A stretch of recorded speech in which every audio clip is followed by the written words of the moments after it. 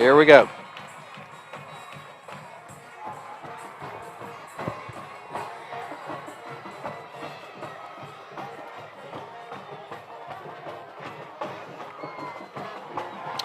Yes, and the Mount Perrin Christian Eagles won the toss, and they have elected to receive to start this football game, so we're going to get a look at their offense. We'll go ahead and let you know who the captains were for tonight. It was the entire senior team for Mount Perrin Christian, but the captains would be number 2, which would be Remy Adams, also number 1, Sam Griffith-Tesh, number 50, that would be Cole Ruff, and number 16, Drew McKendry. And for your Darlington Tigers tonight, number 42, DJ Johnson, 50, Christian McClooney, 62, that would be Caleb Butler, and then 67, Brant Rodney, although they did announce over the PA that it was Connor Ellison, so I'm not 100% sure of that, if they have an updated roster or what the case may be. That is entirely possible. Right before we kick off, I am going to update all you guys who are listening to the Braves game. Top of the ninth is coming up. They're down 2-1, so the Braves have 3 outs if they want to get back in that ball game. I'm going to save what I have to say about my dad for later, but this one's for you, big guy. No doubt about it, Matt. And from all of us that work with you, we love you, your mom, your sister. We're all feeling for you. Ryland Scott tees it up, and ladies and gentlemen, we're just about ready to go here from Kennesaw, Georgia. Can't wait to get this thing rolling, man. I know, man. It's going to be a good ball game. We have missed you the last 2 weeks. Nice to have you back on my right side, brother. Ball's teed up at the 40-yard line. Tigers are going to be kicking it off from right to left on your radio dial. 2 men back here for the Mount Perrin Christian Eagles. We'll catch their numbers in just a moment. One of them's Remy Adams. And when this young man turns around, we'll see if we can catch his number. But we are ready to go. The Tigers and the Eagles set to lock horns. Toe meets leather. We're underway. That's going to be a line drive kick up the middle. Rolls all the way down to the 10-yard line, and he's going to pick it up and try to bring it out. A swarm of Tigers, and they're going to set up at the 6-yard line. Tell you what, Matt, I didn't look back to the left to see. I don't think they had a man back deep, so Ryland Scott squib kicks the ball, and it leaks all the way back to the edge of that Eagles special teams unit, and it caused trouble. Live ball, took them a while to wrangle it. They're going to start this possession inside their own 10-yard line. They're going to mark the ball at the Eagles 7. So not very good field position whatsoever here for the Eagles as they get ready to start the first drive of the football game. And again, they're going to line up at their own 7. And we'll try to pick up on who's doing what on this football team. Hadn't seen them play, didn't have an opportunity to watch a lot of film this week. Everybody in tight. Wide receiver off to the far side. There's the snap. Quarterback is going to hand it off. They run to the near side and get close to the 10-yard line, but not a lot doing there on that first down play. Got a little bit of a run there, about 3 yards, Ian. And, Matt, it looks like they're running the same offense they ran last year, a little bit of that Paul Johnson option. Gave Darlington fits, especially the first 3 quarters, but very disciplined defense there by Darlington, and they only gained a few yards. You want to keep this kind of offense behind schedule and behind the chains. Drew McKendry is the quarterback here for this Eagles football team, and they will line up in that base formation. This time everybody in a little bit more tight than before. Man goes in motion, and he will split wide out to the far side. There's the snap. McKendry rolling out, going to throw to the motion man, and that's going to be an incomplete pass, bringing up 3rd down. So the Darlington defense is going to try to pin the Airs back and get a stop. And the Tigers, if they can get a stop here, Ian, they're going to have great field position. No doubt about it, Matt. They rolled McKendry out there. He had his man in a very tight window. Remy Adams was open. He just wasn't able to fit that ball in there. Threw it to the boundary, couldn't reel it in. And that sets up a 3rd and long. And when in this particular offense, that's not the strength you see from most teams who execute this option-style offense. George Jackson, it looks like, is going to be the wide receiver here for the Eagles. They're going to line up this time in a shotgun formation. McKendry getting ready to take the snap here on 3rd down. Man goes in motion here to the near side, and they're going to roll that way. Here's a pass down the field, and that is going to be incomplete. And it looks like the Eagles will have to punt the ball away. You didn't see a flag or anything there, did you? No flags. Jack Good came free off the edge there and pressured McKendry as he went out, rolled out to his right and passed. He took a shot downfield but overthrew everybody, falling harmlessly to the turf. And Mount Perrin will have to punt this away.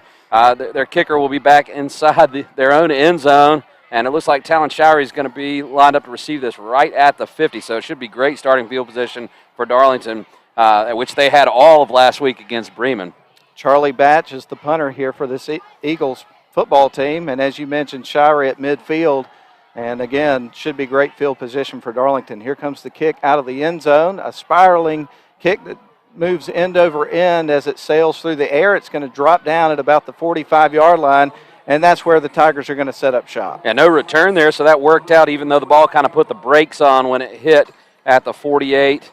I mean, when you're kicking from your own end zone, that's not too bad. Batch, I was watching him in warm-ups, Matt. This kid has a cannon for a foot. He didn't catch that one as cleanly as he was in the pregame. But Darlington's first drive starts at the 45-yard line. And it'll be Patrick Shelley coming out to operate the offense here. Well, let's see if they can get that hot start that we were referring to earlier in our broadcast. It seems like we've said that every week, and it hadn't really happened. But, you know, we'll see what happens here. As you mentioned, Shelley's the quarterback, going to have 3 wide to the near side, 1 on the far side. And 1 man back in the backfield here with Shelley. And here comes the snap. They're going to hand it off. That's going to be Caleb Thompson running up the middle. Picks up about 6 yards. You'll take that on first down for sure. Absolutely. I tell you, Caleb Thompson does an excellent job of just getting north and south. He finds the crease. He takes what the defense gives him, and then he earns a little more just about every time he carries the ball. So going back to the line of scrimmage, Caleb Thompson's going to stay in the backfield with Shelley. You're going to have 3 wide receivers to the near side. You'll have Thomas Bethel. You'll also have Eli Thompson. And we'll tell you more in a second, but here's the play. Shotgun formation. Shelley takes the snap, swings it out to the near side. With the ball is going to be Talon Showery. He's got some green grass. He's on the run. Touchdown, Darlington Tigers. And they are going to pick up a 40-plus yard play to hit pay dirt, and they're going to score and lead it 6-0. I'll tell you what, Matt, I love this view. As soon as Showery had that one, you could see he was going to take it to the house. A perfect pitch out there, a screen pass set up perfectly, executed to perfection, and Showery takes it to the house. 40 yards for the score, and Darlington's up 6-0. Absolutely. So the fast start looks like it's underway, and the Tigers will run to the line of scrimmage and get ready for the extra point attempt. Handling that's going to be Ryland Scott. And I tell you what, he has been very steady throughout the season, very reliable. No doubt about it, Matt. He has been on a roll, and I know that Coach Atha, after these last 2 weeks, has talked to these guys about keeping their foot on the gas. Because here's the hold from Jack Payne. Kick on the way. It is right down the middle, and the Tigers lead at 7-0. Another early lead for Darlington. And Ryland Scott has been very, very reliable on these PATs. No doubt about it. So we've got 10-14 left in our opening quarter. Darlington Tigers 7, Mount Perrin Christian Eagles 0. Here at William A. Cooper Memorial Field. And, man, it is an absolute perfect night for a football game. We're on top of the press box here, and I'm waiting on some bird's-eye view puns, and you hadn't come through with that. Yeah, I mean, I'm telling you, we had it on that last play. And, you know, last week at Bremen, we were in these shallow visiting stands. You couldn't see the visiting boundary, so this is wonderful. See the whole field, and the weather is perfect. It truly is a wonderful night for some football, and we're glad to bring it to you on WLAQ and also the live video stream that the Darlington School provides. It's just a pleasure to get to be here each and every week, and I really appreciate you and Rick doing the games the last couple of weeks when I could not be here. You guys did a phenomenal job. I didn't get to listen to all of the games because of the situation, but we checked in when we could, and we really liked what we heard. You guys were fantastic. Well, thanks, Matt. It was really a privilege to be on those broadcasts, and Rick is an outstanding partner to have in the booth. I know you know that. You've worked with him too. Ryland Scott to kick it away here for the Tigers, and they'll have 2 men back here standing about the 13-yard line. 1 on the far side, 1 on the near side, and there's the kick. This one's going to drop in at around the 10. It's going to be brought out by Remy Adams. He cuts up the middle of the field, and he's going to be brought down at around the 32, and that was actually George Jackson III. Correction. Sure was, and good field position there as opposed to the opening drive where they were pinned at their 7. This time they're out across their own 32. Or they're going to spot it right at the 31, mind you. Braves are threatening, by the way, Matt. They got 2 on in the top of the 9th with 1 out.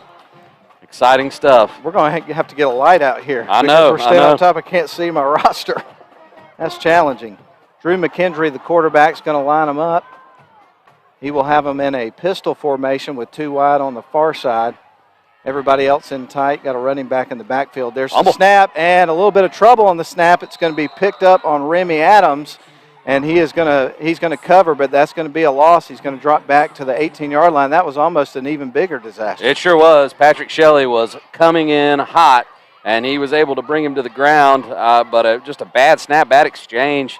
Ball rolls back, loss of 10, setting up a 2nd and 20, and Darlington looked like they were going to get one of those early turnovers again this week.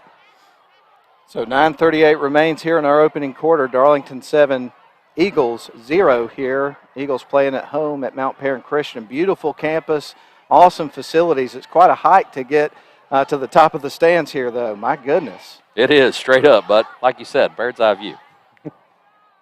Drew McKendry takes the snap. They're going to run the football off to the far side. That was Sam Griffith-Tesh.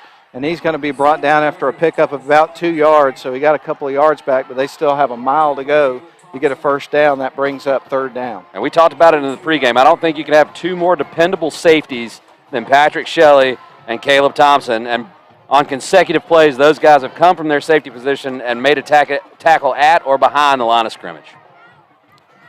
So McKendry's going to line them up in a shotgun. They're going to send 2 wide. By the way, the Eagles are working from left to right, trailing at home 7-0. In the backfield with McKendry is Griffith-Tesh. He's a senior. Man goes in motion. There's the snap. They're going to Tesh up the middle. He's brought down immediately, and I believe he might have lost a yard there, Ian. He sure did, Matt. I mean, this Darlington defensive line is getting the push they need to shut this running game down, and they have gone 3 and out on their opening 2 drives. Speaking of these Mount Perrin Eagles, they'll be kicking it back to Darlington, this time Showery back around the Darlington 40 to receive the punt. So the Tigers are going to get the ball for the 2nd time, and this time the punt is going to be kicked off the foot of Charlie Batch again. 1 man back here for the Tigers. And the bad snap, the kick is going to go, or actually the snap ends up in the end zone. He gets the kickoff. A fair catch is signaled, and the Tigers are going to set up shop, it looks like, around the 48-yard line on Mount Perrin's side of the field.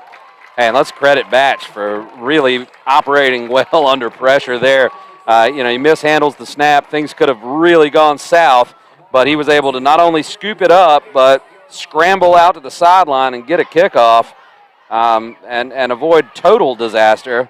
But it has been an auspicious start for Mount Perrin and quite a good one for the Darlington Tigers. And for the 2nd drive in a row, they're going to start on the Eagles side of the field, this time on the 48-yard line. They would score on their first drive on a 41-yard pass play from Patrick Shelley over to Talon Shire. It was a big-time play that got them on the board. They lead at 7-0. Talking about your Darlington Tigers in their white uniforms tonight. Shelley takes the snap, hands it off. He's going to Caleb Thompson. Lots of green grass. He's at the 20, 15, 10, 5.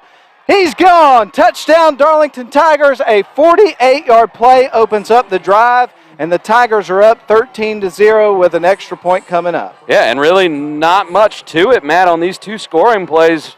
That's just a simple read. Caleb going right up the middle, untouched. I don't think anybody got a hand on him until he got to the 5-yard line. He was able to shake that off and make his way into the end zone. But 2 explosive plays. Darlington's run 3 offensive plays.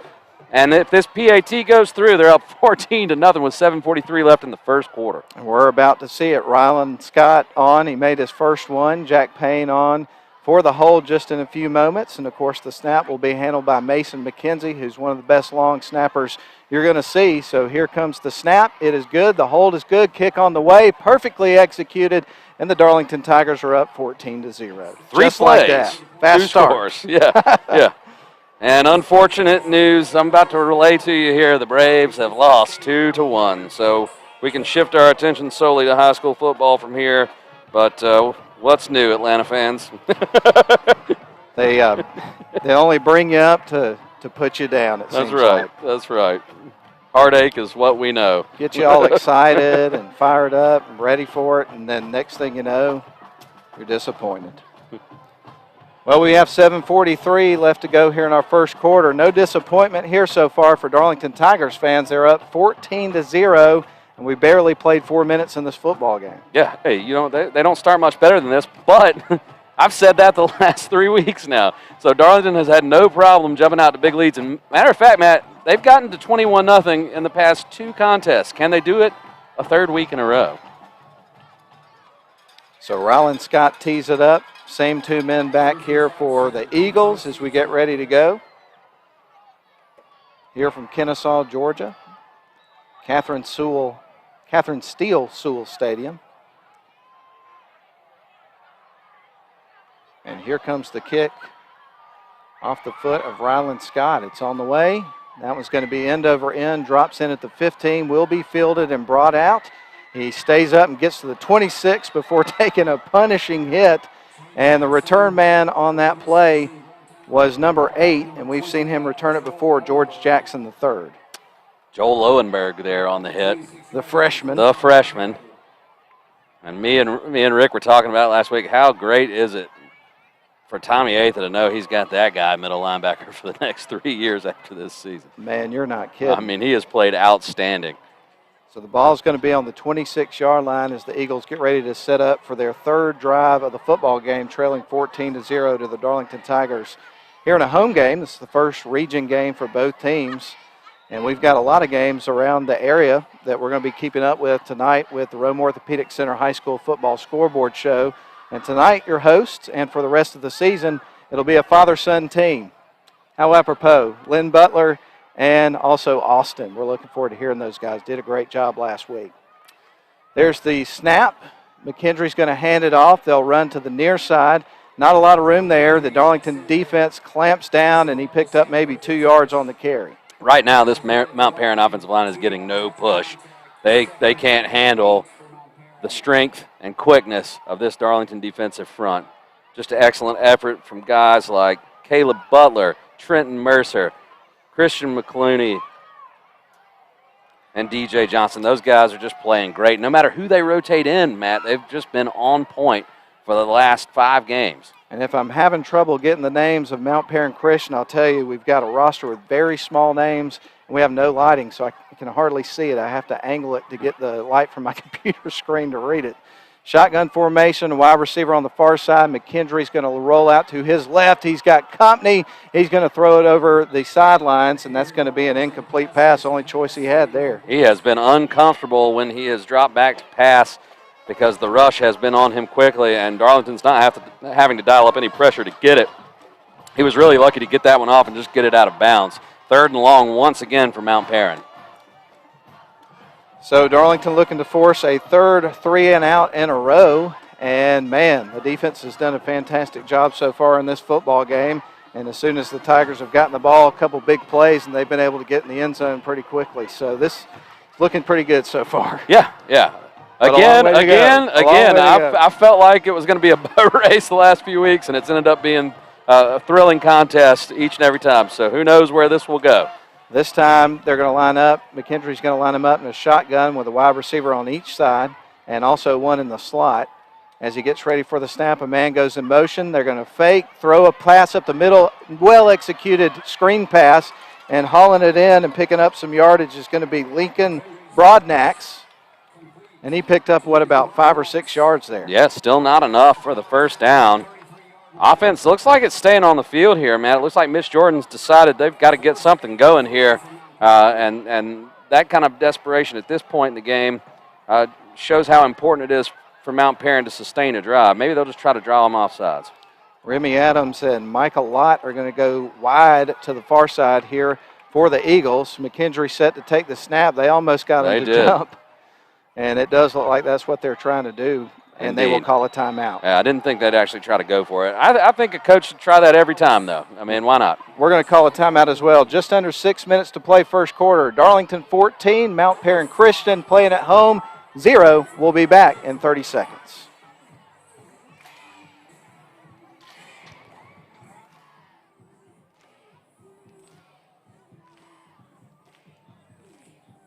Yeah. Okay. I mean, I'm just leaving mine on.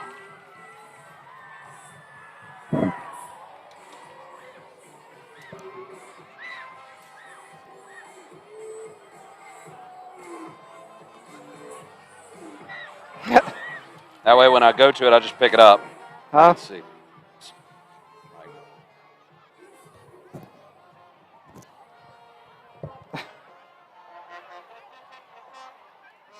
Well, now we shall look at our rosters by the light of the cell phone tonight, Ian. This is a new adventure. I don't know if we've ever had it where we couldn't see the rosters of the football game, but here we go. Here's the punt from Mount Perrin Christian. One man back here for Darlington will field it and after signaling a fair catch, and Shirey's going to catch it right just before the 30-yard line. So that's where the Tigers are going to set up shop, and here for this particular drive of the game, they don't have the great field position they had the first couple of times out. No, they're going to have to go 70 yards this time. Batch caught that one well, and Talon Shirey had the fair catch there back at the Darlington 30. So they start on their side of the field for the first time all night. But so far it has been easy money for the Darlington Tigers offense with touchdowns of 40 and I believe 45 yards.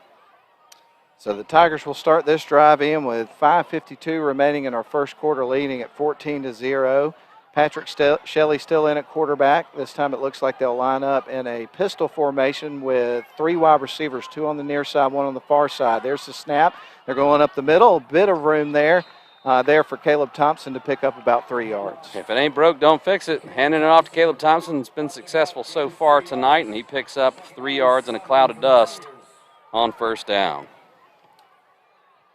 So the Tigers will go back to the line of scrimmage with a 2nd down and 7, now with the ball on the 32-yard line after picking up 3 on that previous play.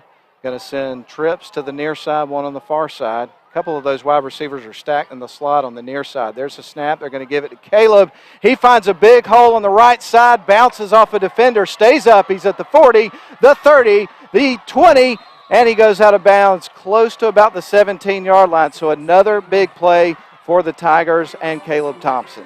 And Caleb Thompson is approaching the 100-yard mark with 5:12 left in the first quarter, Matt. Just an impressive delay handoff there to Thompson. He breaks a couple of tackles and just keeps trucking, man, keeping those legs churning and almost taking that one to the house. If it wasn't for Remy Adams, he would have scored another touchdown. So 2 plays into this drive, and the Tigers are knocking on the door again. So it'll be a shotgun formation to Marion Floyd in the backfield. They're going to hand to him. He runs to the right and tries to cut back inside, but then he's greeted not so friendly-like by one of the Mount Perrin Christian Eagles.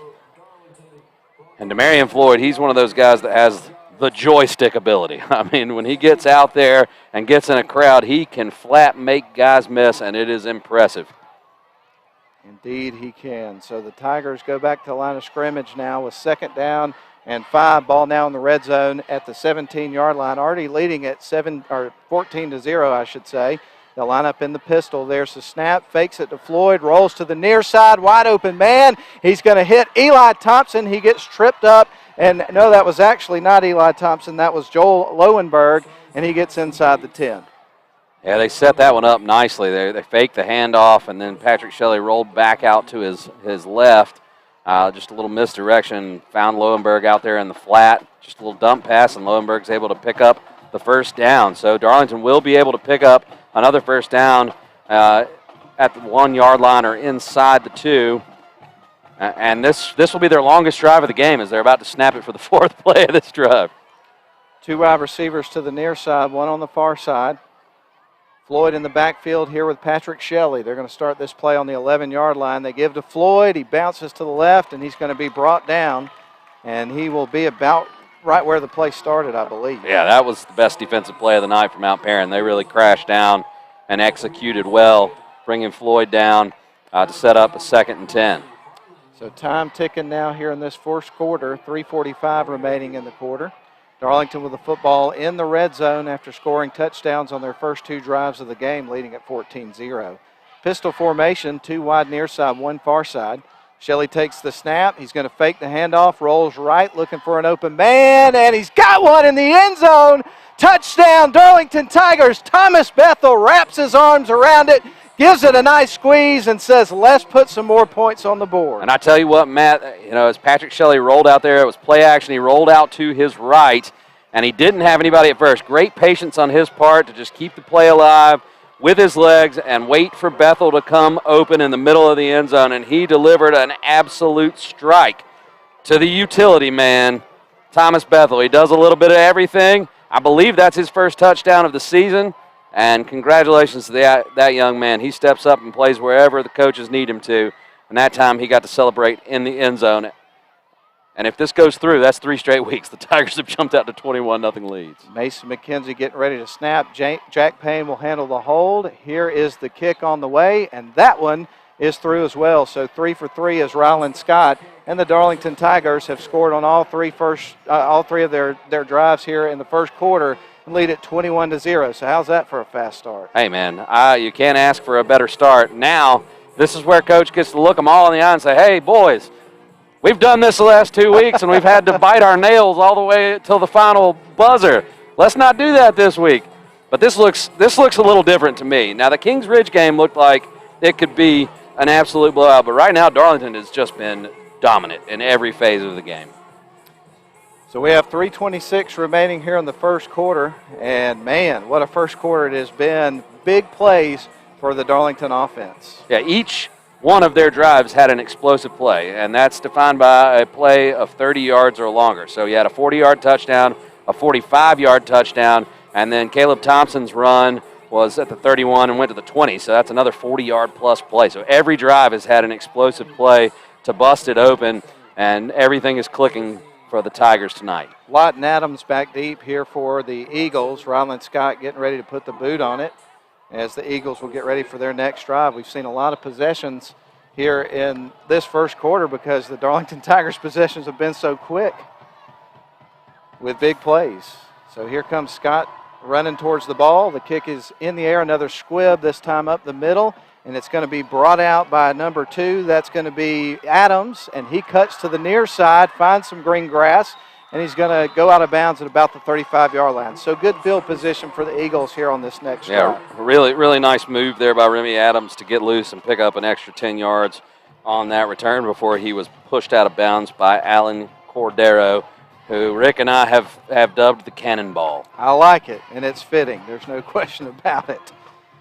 Low center of gravity, and he just rolls through the defense. Now, we ran into a player for Bremen last year who was a little bit bigger with a low center of gravity, and we just called him the Cannon. I can't remember the kid's name. Credit to Richard Lundy on that one, though.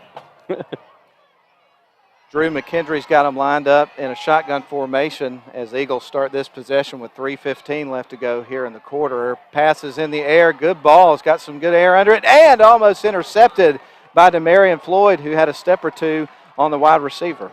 He sure did. He almost came up with that interception. Just fantastic play. And, boy, Darlington has been amazing at turning their opponents over throughout this 2021 season. Just an excellent ball-hawking defense that plays together and seems to always be in the right place at the right time. I tell you what, man, one of the greatest joys of my world right now is looking to my left and seeing my son Brody Davis watching this football game with us. Man. It's awesome having him here. Glad to have him, and looking forward to those post-game cheesesteaks, too. Me too. Drew McKendry, quarterback's got him lined up. This is 2nd and 10. The Eagles from their 35-yard line trailing 21-0. That has a nice ring to it. No offense to the Eagles fans, but none at all. Nothing like a Tiger on a Friday night.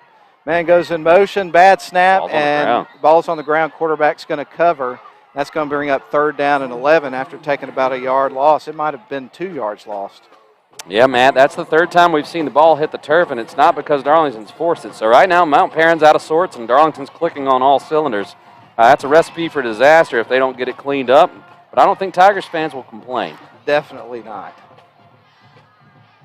So 3rd and 12 now. Ball is on the 33. Eagles working from left to right. Tigers have been dynamite on defense so far in this football game. We talk about the offense a lot, but boy, they've done a great job. There's a little trickeration. Quarterback handed it off to a running back. Now he's being chased in the backfield by a bunch of Tigers, and he's going to be pushed out of bounds close to the original line of scrimmage. So he did a lot of running there, but he didn't gain a lot of ground in terms of yardage. He did, and he was hit right at the boundary, so you're seeing some of the Eagles fans and coaches ask for a flag, but I think that was, I'll look at the replay, but I think he hit him before he went out of bounds. Mr. Adams did a great job just to get loose. Gus Gamage trying to track him down. You got Thomas Bethel, who came in for the hit, and it was close to the boundary, but I don't think that was a dirty hit at all. So the Tigers, for the 4th straight possession, have forced a 3 and out, and Mount Perrin's 0-4. They have not gained a first down yet. And I'd like to go back and make sure things have happened so fast. On the last drive, Darlington did pick up 2 Parker and Lundy first downs. Indeed they did. Charlie Batch to punt it away here for the Eagles. You got a man back here for the Darlington Tigers standing at the 25-yard line. I would assume that is Mr. Shirey, and it is. He just turned around where we could see his number. A kick is blocked, picked up by the Tigers, and they'll be brought down at the 15. The man that ended up with the football was Jack Good, and now the Tigers are going to have the ball in the red zone to start their next possession. Unbelievable. Yeah, absolutely, Matt. Getting richer tonight. The Darlington Tigers are just on a roll, and they had problems with the snap last time. Batch was able to field it. It was number 17, Slade Clevenger, that came off the edge and got the block. And then Good picked up the ball. So just great team effort there for Darlington there, execution-wise, and they're going to have the ball at the 15-yard line. And that may not count as a turnover, but it should. I mean, you've just swung field position again as they'll start this drive at the Mount Perrin 16. We got 2:13 left to go in the first quarter.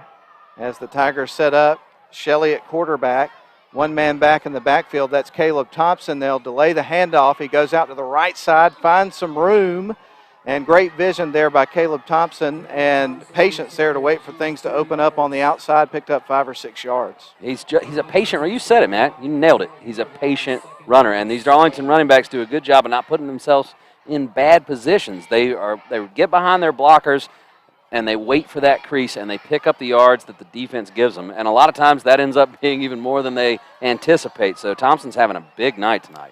DeMarion Floyd's in the backfield now with Patrick Shelley, and as you mentioned, he's always one cut away from taking it to the house. We'll see what happens here. Shelley is set to take the snap here on second down. They go to Floyd. He cuts inside, and he's going to be brought down by about 3 or 4 guys, but he was able to cover a little bit of ground there and gets it down to about the 7-yard line, setting up a 3rd and short. Yeah, 3rd and 2 here. And guess what, Matt? Darlington's up 21-0, and this is their first 3rd down attempt. Unbelievable.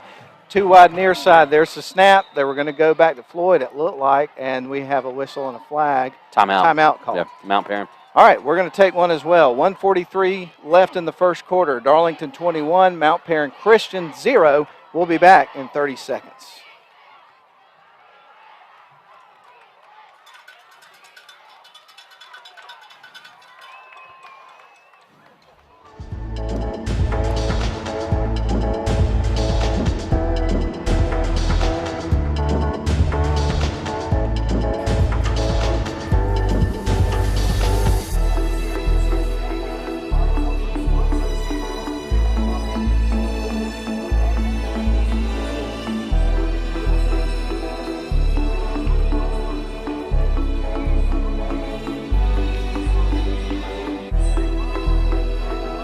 All right, we're back here in Kennesaw, Georgia, William A. Cooper Memorial Field, home of the Mount Perrin Christian Eagles. But it's been all Darlington Tigers so far in this football game. We've got 1:43 left in our first quarter, and Darlington's up 21-0. It feels like we should be edging towards halftime in a way. Yeah, it's been a long first quarter, and I don't think any of the Darlington fans are complaining. They're enjoying their Friday night so far here at Mount Perrin Christian School. Patrick Shelley's going to line them up here for 3rd down and 2 with the ball on the 7-yard line.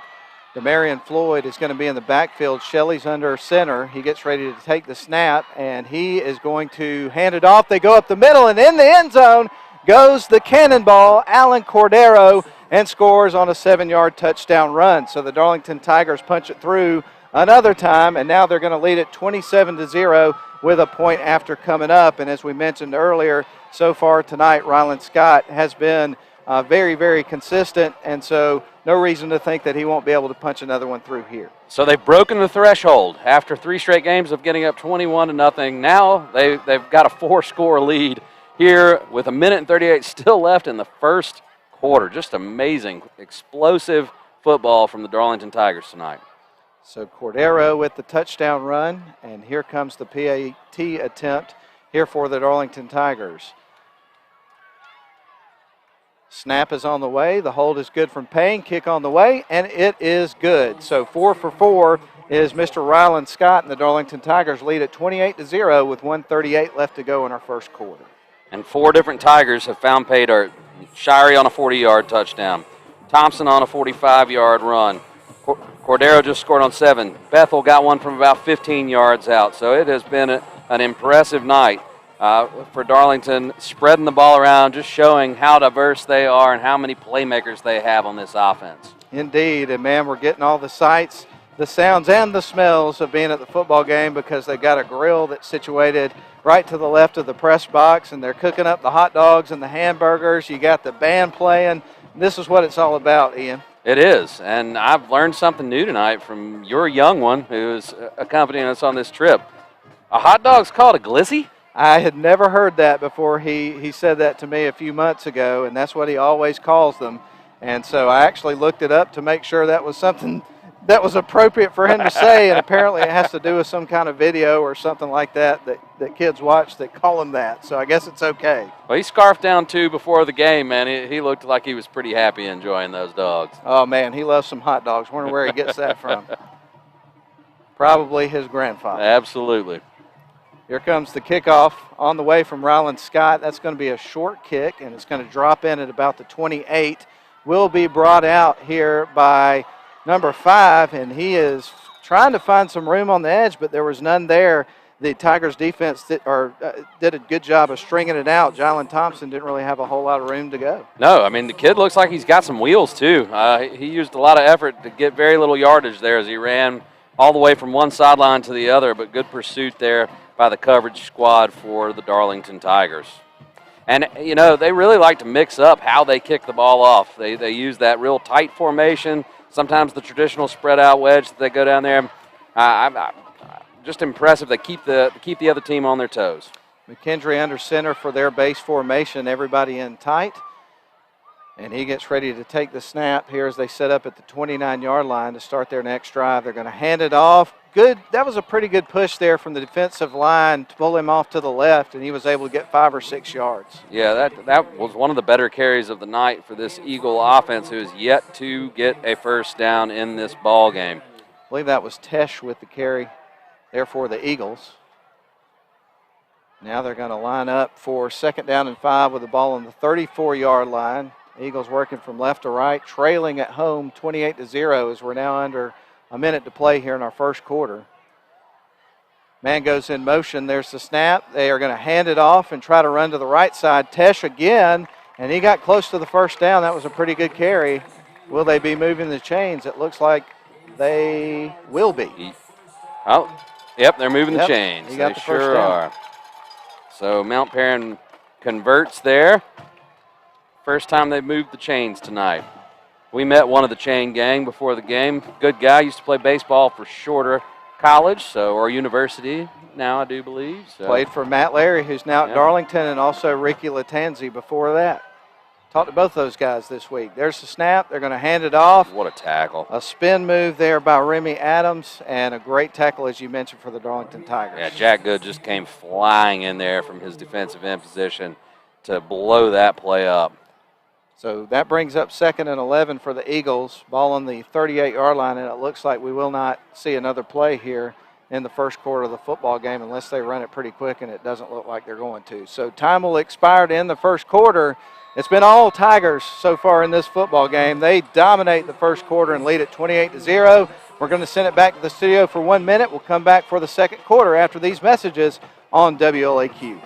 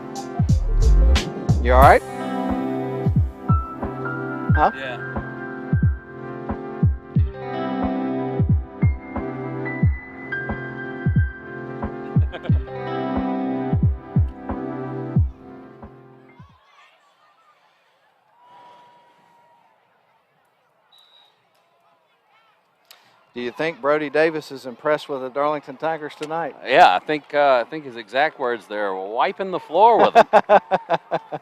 I love it. Okay, well, the Eagles are going to line up here to start the second quarter, trailing 28-0. McKendry takes the snap. He's going to fake the handoff. Ball's in the air, and it sails over the intended receiver's head, incomplete, bringing up a third down. And they're really struggling to find rhythm on this this offense. The Eagles just can't really get anything going. They did get a first down there at the end of the first quarter, but are once again in second down and long and trying to avoid third down and long. I thought it was third down. They moved the chains right before, and it was a little bit confusing. They didn't run a play before the end of the first quarter, so gotcha. I believe it's second down. I don't know how they lost a yard, though. That's a little confusing. The chain gang thinks it's third down, and the scoreboard thinks it's second down, so they'll sort this out for us. They'll sort it out. But either way, 11 yards to go. Ball is on the 38-yard line. Eagles have it. Tigers on defense. Eagles working from right to left. Pistol formation as McKendry gets ready to take the snap. A man goes in motion. They're going to hand it to the motion man, and he is going to cut towards the near side of the field. Almost breaks loose. He's going to be brought down, and he did pick up about 7 yards. No, that was well defended. That was all Remy Adams. This kid is electric when he gets the ball in his hands, so I would expect Miss Jordan to find a way to get him the ball going forward. And it is 4th and 2, by the way. That was third down. So that's 4th and 2. Ball is on the 47-yard line. Looks like the offense is going to stay on the field, and I don't blame them. Down 28-0. You've got to climb back in this ball game now. It's kind of now or never. 4-down territory. McKendry set to take the snap here from the shotgun. 2 wide, 1 on each side. There's the snap. They're going to hand it off. Try to get to the edge on the right side. What a great stop by the Darlington Tigers. And guess who it was again? The young freshman, Joel Lowenberg. And let me tell you, I'm not sure I believe he's a freshman. I'm starting to wonder. I don't see too many freshmen play like that. He's always where he needs to be. You could say that for everybody on this Darlington defense. They are very disciplined and play for each other, you can tell. But Joel Lowenberg has been a force as a freshman, and he came in there. Now Mount Perrin is they're 0 for 5 on third downs and also 0 for 1 on their fourth down attempts. And we're going to get to see Jack Payne come out and throw the ball. We didn't get to see Jack at all last week in a tight game against Bremen. He has had an outstanding season at quarterback and can really sling the ball all over the yard. So excited to see him get on the field. So the Tigers will be working from left to right. And as you mentioned, Payne in at quarterback. 2 wide on the far side, 1 on the near side. 1 man back in the backfield. I believe that's Cordero. There's a pass out to the left side. Connects with Eli Thompson. He's running down the sidelines. He's going to be hauled out of bounds at around the 20. So Jack Payne comes in at quarterback and shows you what he's all about. No doubt about it. He can really sling it. And Eli Thompson is a heck of a receiver. Darlington's got a lot of good receivers out there, so we'll see if they stick with the air attack here as they exercise the strong right arm of Jack Payne. What a blessing for Tommy Atha and his coaching staff to have two excellent quarterbacks on this football team with different skill sets. There's the snap, pass up the middle of the field, just a little out of reach of the intended wide receiver, and on that play, that was Sam Mumpower who was running up the middle of the field towards the end zone. And we haven't seen him in quite some time. He's been injured, I do believe, so nice to see him out on the field. And Jack Payne just a little long on that one as Mumpower was coming free at the end of his route. Coming off the field, it's going to be Cordero. On for this package is going to be Demarion Floyd. We're also going to see Thomas Bethel back out on the field, lining up, it looks like, in the slot. So we're going to have 3 wide in the near side, 1 on the far side. Payne's got him in a shotgun with Floyd in the backfield. There's the snap on second down, and running the ball is Floyd. He's got some green grass. He's at the 10, 5, gone. Demarion Floyd, and the Tigers have struck again. They're going to lead this game 34-0 pending PAT. Matt, another big play. We're up here in the nest, the trust nest, right? That's what they call it. But the view is great, and that play, that delay handoff, I could tell it was gone the minute that Payne put it in Floyd's belly. It was to the house. Perfectly executed play there. They got the defense going to the right and went back to the left, and Floyd was untouched. How long of a touchdown was it? It was 25 yards, I believe. How about it? And that is the 5th different Tiger to get into the end zone tonight. We're going to have a hard time picking our Honeymoon Bakery icing on the cake player of the game tonight, I got a feeling. We get ready for the snap here from Mason McKenzie, the long sniper for the Tigers. Payne on for the hold, and Ryland Scott is looking to make it 5 in a row, and he does. So the Tigers are up 35-0. They are clicking on all cylinders tonight. Yeah, absolutely, Matt. There's really no other way to put it. 5 drives, 5 touchdowns. They've blocked a punt. Mount Perrin's 0 for 5 on third downs, 0 for 1 on fourth down. When Darlington needs to make a play, they're making a play. 5 different Tigers have now scored touchdowns. This is the kind of night when you're a coach where you just get to relax and let your players go have fun. We may get to see some younger players that no doubt have to learn some new names tonight, which you always look forward to that, but we do have a long way to go, and the Tigers are up 35-0 with 10:45 to go here in our first half of play. And this is shocking. You know, in the pregame, we talked about it. I haven't seen this Mount Perrin team play this year. They're 3-3, but the largest margin of victory in this series all time was 3 points, and the Tigers are up 35 early in the second quarter. I never would have guessed this would be the case, and I remember going back to the beginning of the season doing my high school football preview show with Coach Atha, one of the teams that he really talked a lot about before the season, how much he felt like that team would be improved this year and be one of those teams to look out for. You know, I really had different expectations for this football game, no doubt about it. Ryland Scott puts the boot on it. That's going to be end over end, dropping it in around the 8. Will be fielded and brought out. And now he's got it at the 15, cutting up towards midfield and brought down is going to be number 4. That's Michael Lott with a decent return, setting up fairly average field position here for the Eagles. And again, good disciplined special teams there by Darlington as Lott was moving sideline to sideline there, waiting for an opportunity to find a running lane, and there wasn't one. He ran smack dab into Alan Cordero, and I promise you remember it when that kid hits you. Oh, my goodness. He's one of those guys that we talk about, and there's always a lot of them on the Darlington Tigers that just loves the contact. Yeah. He wants to come out and hit somebody. So McKendry will line him up in a shotgun. They're going to send a receiver off to the far side and one to the near side, working from right to left. There's the snap. They're going to hand it off, find some room to run, and Shelley's going to haul him in and bring him down to the turf, but that's going to be about close to a 20-yard gain for that young man, and it was number 1, Sam Griffith-Tesh, a big play for the Eagles. Yeah, nice blocking up front there from the Eagle offensive line, and Griffin-Tesh was able to get to the second level. Patrick Shelley had to wrangle him in, or he might have carried that all the way to the end zone.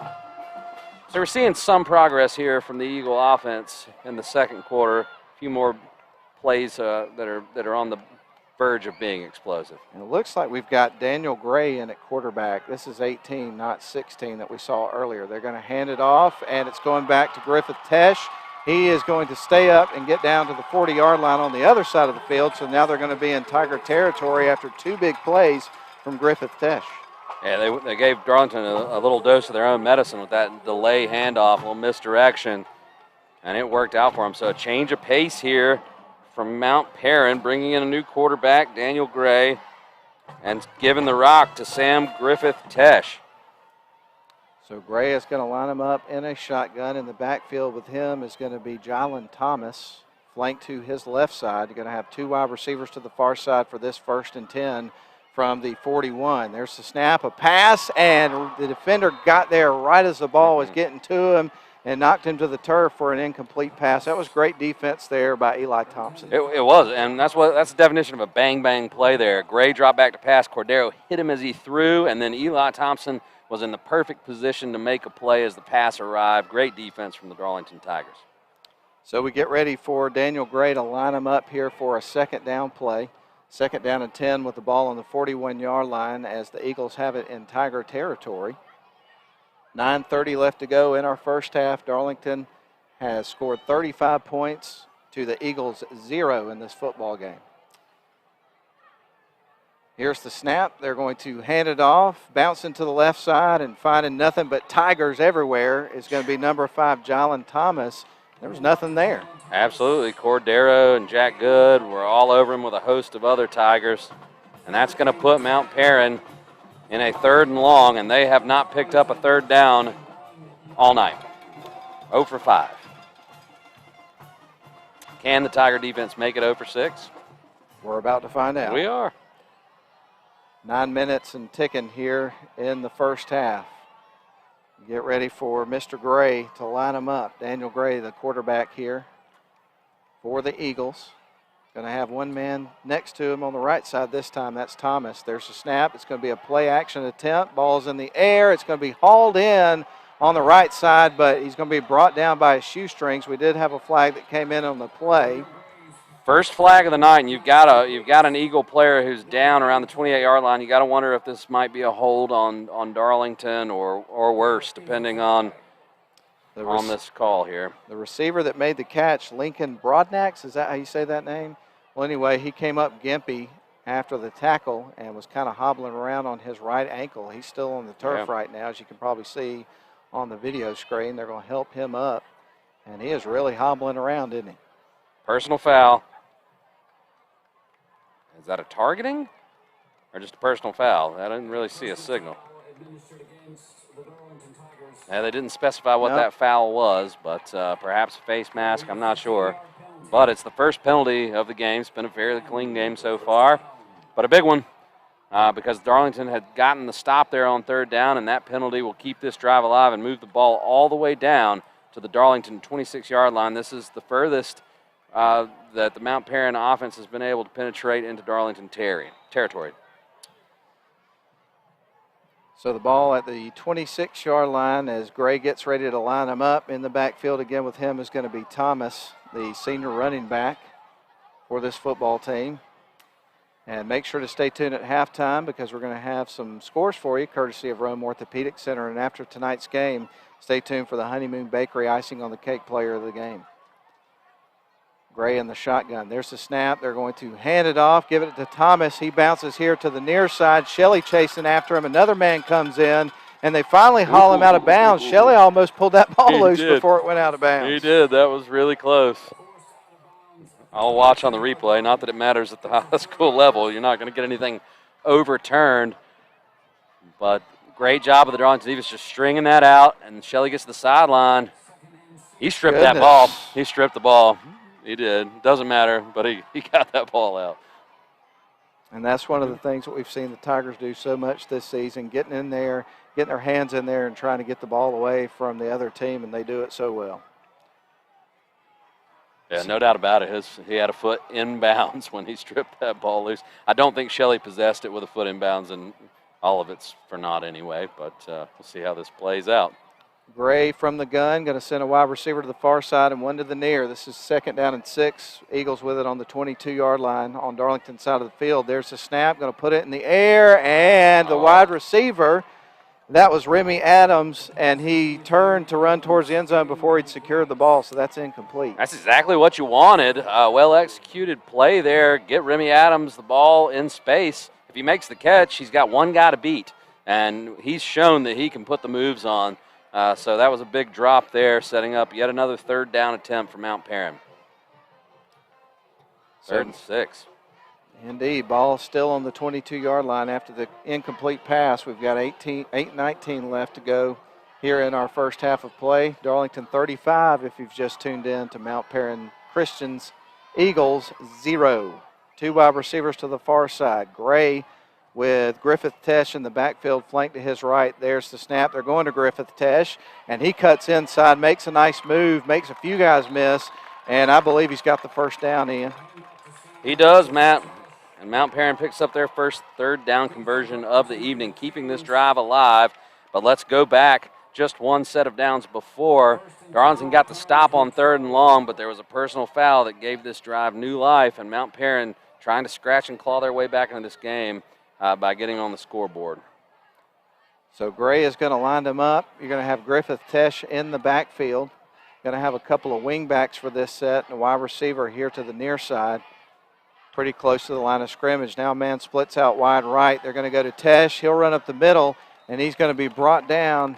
And I believe that was Caleb Thompson who brought him to the turf. Yeah, this is where the yards get a little bit tougher. You get into the red zone, and you really have to fight for it. This is Darlington. The Darlington defense has been a great bend but don't break defense all season. Let's see how they can do with their backs against the wall. So Daniel Gray will run him back out there here for 2nd down and 7 with the ball on the 9-yard line. 7:20 left to go in the first half. Eagles trying to get their first points of this football game. Darlington's just been scoring at will with big plays here in this game. Under center is Gray. He takes the snap. They're going to hand it off, run it to the right side. Decent hole opens up. He powers through and gets to about the 4-yard line, talking about Remy Adams. And you're right, man. He is always a step away from a big play. He sure is. That sets up a 3rd and 2. They can still get a first down inside at about the 2.5-yard line. So we get ready for this 3rd and 2. Gray in at quarterback, relieving the starter. Back in the backfield, they'll be in a pistol with Griffith Tesh back there. Man set to go in motion. And we're going to have a timeout, it looks like. Yeah, I think Mount Perrin's going to have to we burn got a flag. one. Oh, flag. Got a flag. Maybe that's probably an illegal shift. Oh, no. Okay. They said offsides Darlington, but my understanding is there's no offsides in high school football, just encroachment. Well, I feel for the PA announcer. I screwed that one up a lot over the years. I watch a lot of college and pro ball too, so. Just one of those rule it differences is, yes. that it's a minor little pick deal. up on. It took me probably 10 years to figure that out. Not picking on him, but by any stretch I've definitely made that error a few times on this station. Steve Conrad is proud of us tonight for getting that, though. I can promise you that, because he knows the rules big time. He does. The terminology for them and everything else. Well, Steve was the consummate pro, man. The voice of Darlington football for a long time. Absolutely, and I've been talking with him a lot over the last few weeks and throughout the process of calling the games with him for the couple of years that I did. And not only that, just him doing them for all those years and interacting with the station. He's become one of my really close friends, and I told him today when I was talking with him, I'm like, man, every single week, even though you're not on the air with us, I promise you, you're with us. Oh, no doubt about it. I wait for those texts to come through, too. You know, he always lets us know we've got faces for radio. Absolutely. And he's pretty accurate in that as well. No doubt. No offense. Gray takes the snap, and here is the pass. It's going to be nearly caught, but it was a little bit over his head and couldn't quite haul it in, so that'll be incomplete, bringing up 3rd down. So Darlington gave him 5 yards on a first down. Mount Perrin gave him 5 yards right back. So after, you know, no penalties through a quarter and a half of play, we've had 3 just in the past few minutes. And Mount Perrin is 2nd and goal to go from the 7. So Gray's going to get them lined up here for this play as we're just under 6 minutes to play in this very long first half of play here from Kennesaw, Georgia. We've had some that have just burned by this season too, so it feels even longer. A lot of scoring, a lot of stoppages of play. But if it stays like this, there may be a running clock in the second half. Who knows? Shotgun formation with 2 wide on the near side. Eagles are working from right to left. There's the snap. They're going to hand it off. Griffith Tesh is going to dive into the end zone on a 7-yard play. And finally, the Mount Perrin Christian Eagles get on the board with 5:52 left to go here in the first half. Big touchdown there and a big drive from Mount Perrin. Down 5 scores. You want to get something positive going before you get into the half. And if you're Tommy Atha, you're looking at your guys and you're saying, guys, we've got to keep the pedal down. But, again, Darlington's had the ball 5 times and scored 5 touchdowns, and they're about to get it back. So I'm expecting more fireworks from the Tigers offense. So the kicker is on to try to attempt the extra point here in just a moment. Charlie Batch handling the kicking duties here, and they'll try to punch it through and make this 35-7 ball game. So still a massive hill to climb for this Eagles team, but you're right, it's a bright spot for them in this football game. Here comes the snap. The hold, the snap was not good, a little low, and the hold was not great, but he was able to punch it through regardless. And I was about to say, Matt, they've had snapping issues in the punting game, so I imagine they might have them in the kicking game. They did. Great job there by the holder and Batch to get that one down and up through the pipes. So the Tigers are going to get the ball back with plenty of time, and with the way they've scored in this football game, they could probably score 2 or 3 more times if you got on the ball with as quick as they've been scoring. Yeah, it'll be interesting to see how Darlington's offense calls the game. Not that they've done anything super complex thus far. They haven't had to. They've executed very, very well. But we'll see if Jack Payne comes back out and gets an opportunity to sling the ball around here and operate here late in the second quarter. anytime you can try to go 2 for 1, Matt, you want to execute that. It can come in handy in games down the line. And it's obvious to me at this point in the season, this is a Darlington team that's ready to compete for championships and make a run in the playoffs. So you've got to take these moments and use them as teaching and learning moments. Well, Batch has got it teed up here for the Tigers, and they get ready to boot it away back to this red-hot Darlington Tigers football team, scoring 35 points, and we're not even done with the first half. We've got almost half a quarter left to go in our first half. That just boggles my mind. It's been an impressive performance by the Darlington Tigers. Going to have some Braves baseball coming up for you tomorrow, as well as Georgia Tech football. We're going to have a lot of things going on sports-wise. There's an end-over-end kick that's going to drop in at about the goal line. It's going to be brought out by the Tigers, and cutting up midfield is going to be Eli Thompson. He's going to be dropped around the 27-yard line, so pretty darn good return considering the fact that it was about to sail into the end zone. Yeah, his back foot went across the goal line, and he brought it out with a head full of steam. Eli Thompson's always a threat to take it to the house. And we will see Jack Payne back out for this possession and some other new faces. Braden Bell and Mason McKenzie McKenzie line up in the slot here on the near side. You got a wide receiver off to the far side. Is that Will Bagby? I think so. Yep. He's made some big plays here in recent games. Shotgun formation as Jack Payne gets ready to take the snap. He's going to hand it off. They're going to run it up the middle, and that's going to be about 6 yards there for the running back, who is Caleb Thompson, and picks up a nice run. Yeah, Caleb Thompson's had himself a night so far. He was I think he was close to 100 yards midway through the first quarter. And they're going to snap it pretty quick, run it with Caleb Thompson again, stays up, and he is going to get a first down with that extra effort, picking up about 5 yards. Great play. Yeah, put his hand in the dirt and kept his feet and was able to pick up an extra 3 or 4 yards there. For a Parker and Lundy first down. You're darn right. Going to send 3 wide this time to the far, or actually I should say 2 wide to the far side, 2 to the near side. In the backfield with Jack Payne is going to be Caleb Thompson again. Flank to his right, working from left to right, Here's the pass, going to be out that left side. It's going to hit Eli Thompson, wide open. He's at the 40, the 30. He is gone, folks. 10-5, touchdown, Darlington Tigers. Another massive play for the Tigers, and this time, what did he go? 55 yards. 55 yeah, something yards? like that. Yeah, I think it was about 55 yards, Matt. And both Thompson brothers, yeah, exactly 55 yards. The ball was snapped at the 45. So Thompson, just a simple little out route there. He has one guy who took a bad angle. He makes him miss. Good block downfield. I think that was Will Bagby with the block. Let's credit that man because he helped Thompson spring that for yet another explosive touchdown. 6 touchdowns, 6 different Tigers. That is unbelievable. So the Tigers will attempt the extra point. Rylan Scott, he's made them all so far. Let's see if he can tack on another one and make this a 42-7 football game. Matt, you said they might score 2 before we got at the half.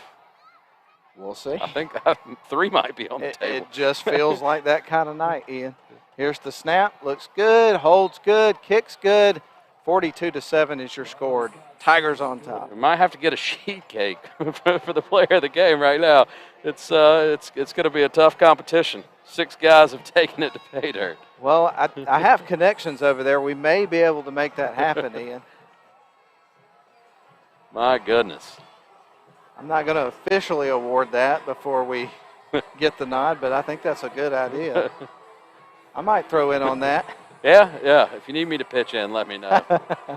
4:49 left in our first half. Tigers 42, Eagles 7.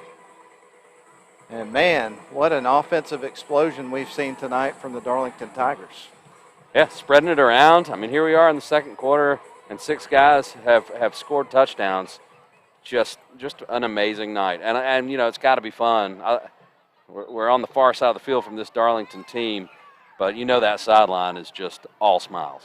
Score, stats, and more coming up at halftime. Scores provided by Rome Orthopedic Center. After tonight's action, we are going to have the awarding of the Honeymoon Bakery Icing on the Cake Player of the Game, and also the Rome Orthopedic Center High School Football Scoreboard Show hosted by Lynn Butler and also his son Austin. Looking forward to that. He's been calling into the show the last few years and given us reports from the Rome High games, and I did not find out until last week that was Lynn's son. He never told us, and I don't think my dad ever knew that either. That's crazy. Yeah. It really is, and just, you know, a lot of things have been poetic these last 3 weeks, and that's definitely one of them.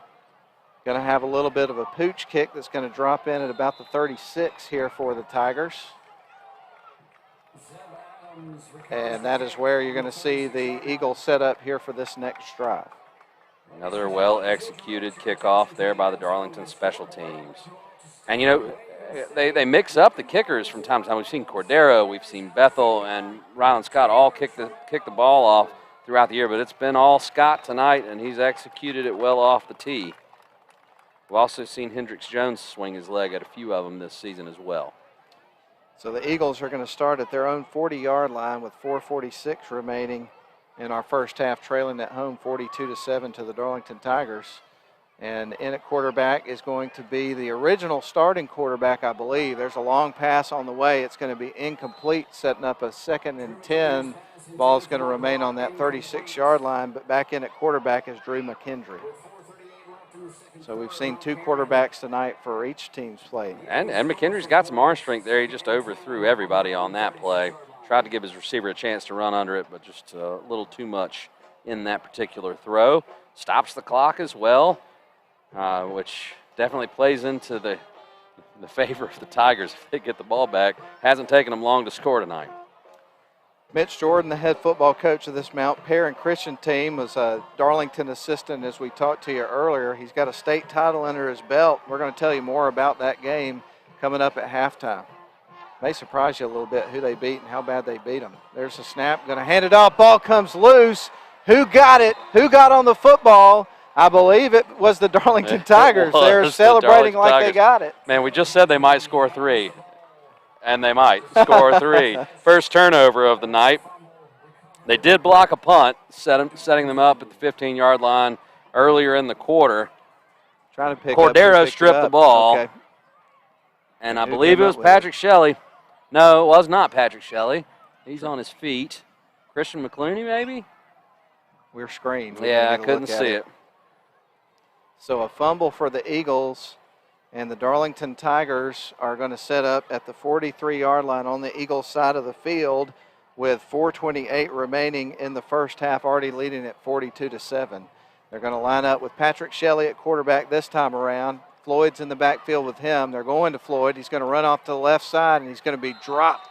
Lost about a yard on that play. Nothing there for him. I'll tell you what, man, that play was over, and Gatlin Hancock was just driving his man 20 yards down the field into the turf.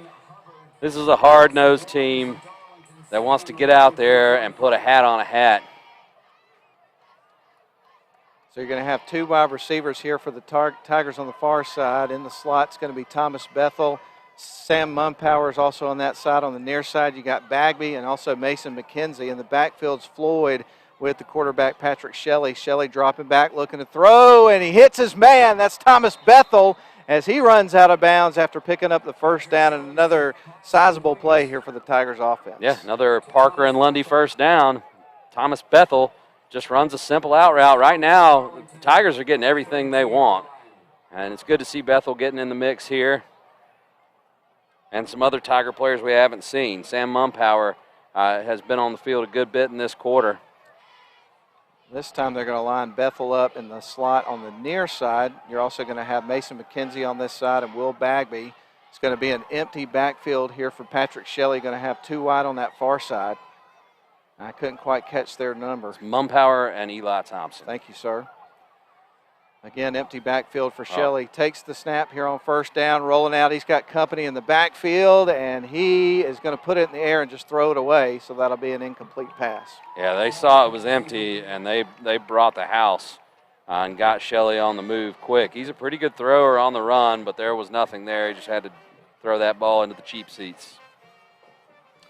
And the band fires up the final countdown, and we've got 3:37 left in the first half. They must know us, man.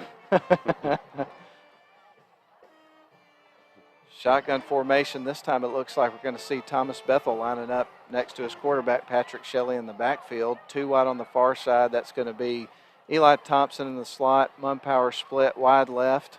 Then you're going to have 2 wide receivers here on this near side, McKenzie and Bagby. And Shelley takes the snap on 2nd and 10. The ball's in the air, and that was tipped by a defender, almost intercepted by another man. Sure was, tipped and almost picked, setting up a 3rd down and 10. And I tell you what, Matt, I think Darlington's only had 1 3rd down. They're 1 for 1 tonight. They haven't had to get in this situation too often. 3rd and 10, Tigers with the ball on the 32-yard line of the Eagles side of the field. Trips to the near side, couple on the far side. There's a pass out to the left side, and that is going to be Caleb Thompson bulldozing his way all the way into the red zone down to the 16, and that was a hard effort from that young man. Absolutely. They set up the screen. Caleb Thompson did the work, picks up 13 yards, and another Parker and Lundy 1st down. 3:13 left to go in the first half. Darlington 42. The Eagles playing at home here at Mount Perrin Christian. They have 7 points on the board, but it has been a dominant performance. Haven't seen a dominant performance like this in a long time. No, I know we didn't see one last season. There was not a game where Darlington just absolutely dominated in every phase of the game for 4 quarters. And I know we still have a half to play, Matt, but I don't see the tide in this one changing. Caleb Thompson in the backfield with Patrick Shelley for 1st and 10 in the red zone at the 17. Man goes in motion. That's Bethel. They go to the motion. Man tries to find some room on the edge. Cuts back inside. 17 yards to pay dirt. Touchdown, Thomas Bethel and the Darlington Tigers. And the Tigers are just having an unbelievable first half. They are. And Thomas Bethel gets to run back over the sideline and say, I'm the first to get 2. That's Who's right. next? Who's next? 2:31 left to go in the first half, and the Tigers are just absolutely steamrolling tonight over this Mount Perrin Christian Eagles team. I'll be honest with you, man. I felt like the Tigers would have a great shot at winning this football game, but I never would have guessed it was going to be like this. No, not a chance. I mean, the history between these 2 teams just doesn't suggest it. This is a proud program. Both of these are proud programs. I know Mount Perrin is still technically in their infancy when you look at a team like Darlington, but did not expect this. Here comes the snap from Mason McKenzie, the hold from Payne, kick on the way. Feel like a broken record. It is good, and Ryland Scott remains perfect on his extra points tonight. Ryland Scott has outscored everyone on the Darlington team except Thomas Bethel. Woo, 49-7. I'll tell you what, there's no way that when we get to even halftime, we're going to recap all the scoring in this game. It would take up the entire halftime. I want you to do it like the Micro Machine guy. Can you do that? Can you work on that when we're going to take our next break so you can come back and zip through it like that? On my best night, I couldn't do that. But tonight, definitely not. 2:31. Just take a rip at it. You know, why not? I'm going to let you handle that one. But we have a lot coming up here in our halftime. And I can't believe that it's not halftime already. It is 8:40, and you are listening to Darlington Tigers Football Night here on WLAQ, a tradition that has gone on for many years. And one of the things that we've not done a great job at WLAQ of is archiving things. I'd love to go back and figure out when we started doing these games and how many consecutive games we've had, because it goes back to the Jerry Sharp era, and I don't think we missed a game, to be honest with you, since we started doing them. Could be wrong about that, but I'm pretty sure that's a fact. Well, the plaque at Chris Hunter Stadium suggests you've been doing it for quite some time. Yeah, that's a pretty old school plaque. It is. I love it. We'll take a picture of it for you and put it on the WLAQ Facebook page coming up next week. It's going to be good to be back home. Here's the kick. It's going to be a fairly short kick. Drops in at the 28. Will be fielded and brought out by number 5. That is Thomas. And he is going to be hauled out of bounds here on the near side, about the 37-yard line. So decent field position here for the Eagles, but they trail this game 49-7. Yeah, and Matt, you know, I hate to point this out if you're a Mount Perrin fan, but Darlington still has all 3 timeouts. There's 2 minutes and 23 seconds left. If they can get a 3 and out here, you got to use those timeouts and take the opportunity to practice the 2-minute drill. Like I said, this is one of those moments. You know, you can simulate this in practice, but this is live fire. That you've got to take the opportunity. See what they do if they can put Mount Perrin behind the chains here. Go for the jugular, so to speak. Shotgun formation here for Mount Perrin Christian. I think they've already hit it, though, to be honest with you. As we get ready for McKendry to take the snap, 2 on the far side, 1 on the near. They're going to hand it off to Thomas, and he is going to be wrapped up and brought down after a pickup of maybe a yard or 2 at the most. Lowenberg and Cordero crashing down from that linebacker position, man. I'm telling you. They gave him a little bit more forward motion than I thought he was going to get, so he picked up 4, bringing up 2nd down and 6 from the 42-yard line. Tigers opting not to use their timeouts at this point. If they get them in 3rd and long here, I would be surprised if they don't. 2 wide on the far side, 1 on the near here for the Eagles. Working from right to left. They've got it on their side of the field at the 42 for 2nd and 6. Here's the snap to McKendry. He is going to hand it off to Thomas. He'll be wrapped up after picking up a yard or 2. We'll see what they give him in terms of the spot, but that's going to set up a 3rd down and about 4 to go. And Coach Atha says, you know what, we're up 49-7. We'll just let the clock roll. Can't blame him for that either. No, definitely not. An impressive half.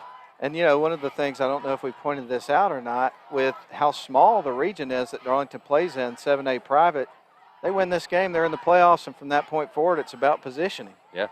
So good to get that under your belt and then just work towards the next goal and getting a home playoff game and trying to win the region. There's the snap. Quarterback going to put it in the air, and that is going to be incomplete, out of bounds over near the Darlington Tigers sidelines. Amazingly enough here, Matt, they're still going to get the ball with 58 seconds and 3 timeouts left. Will they try to push it down the field for a score? So the kicking team is out here for Mount Perrin Christian, and they will go 3 and out and have to be punting it away to this Darlington Tigers team. Certainly not something they want to do with as much time left and as quickly as Darlington scored in the football game. Yeah, I mean, just lighting up the scoreboard. 7 possessions and 7 touchdowns. That's the kind of efficiency you dream of. Just a great effort. 4th down and 4 here for the Mount Perrin Christian Eagles. To boot it away is Charlie Batch, handling all the kicking duties tonight here for this Mount Perrin team. And nobody back for the Tigers. Snap is over his head. It's been an adventure tonight, folks. Cordero brings him down, and the Tigers are going to have unbelievable field position. They're going to have it right at the beginning of the red zone. I mean, you can't not try to score a touchdown now. They've had problems with the snap all night long. On the punt, that's the 3rd punt that's been mishandled due to the snap. That's not on Batch. He's doing the best he can back there. When you have to short hop a football, it's hard to predict which way it will bounce. So this sets up Darlington at the 21-yard line with 49 seconds and all 3 of their timeouts. But I think they're just going to take a knee. I think you're right. So 49 seconds left to go, and it looks like there'll be a little bit of mercy here at the end of our first half, and Patrick Shelley will take a knee as the clock is rolling. 45 seconds left to go in the first half. Well, we did mention that Tommy and, of course, Mitch Jordan are old friends, so 49-7 is your score as we get ready to go to the locker room. Didn't think we'd be saying that today. I thought we were going to get a pretty interesting game.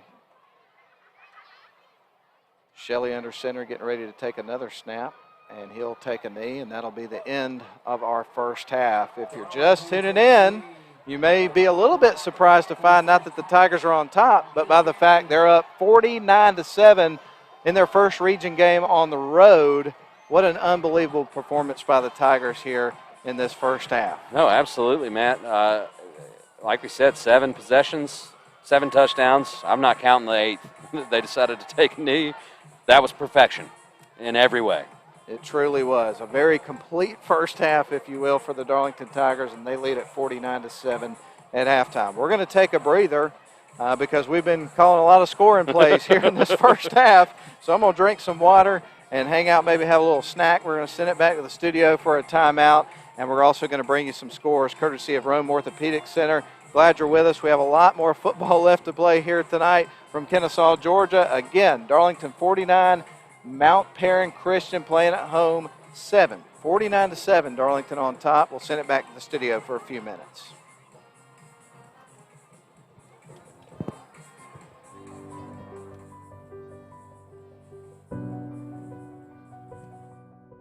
Here, I'm becoming who I want to be. Here, I am looking toward my future. Here, we learn from our failures so that we may soon succeed. Here, we're passionate about learning and trying new things every day. Here, we search for new perspectives and cultures so we can better understand the world. Because at Darlington, we know we're in the most trusted hands.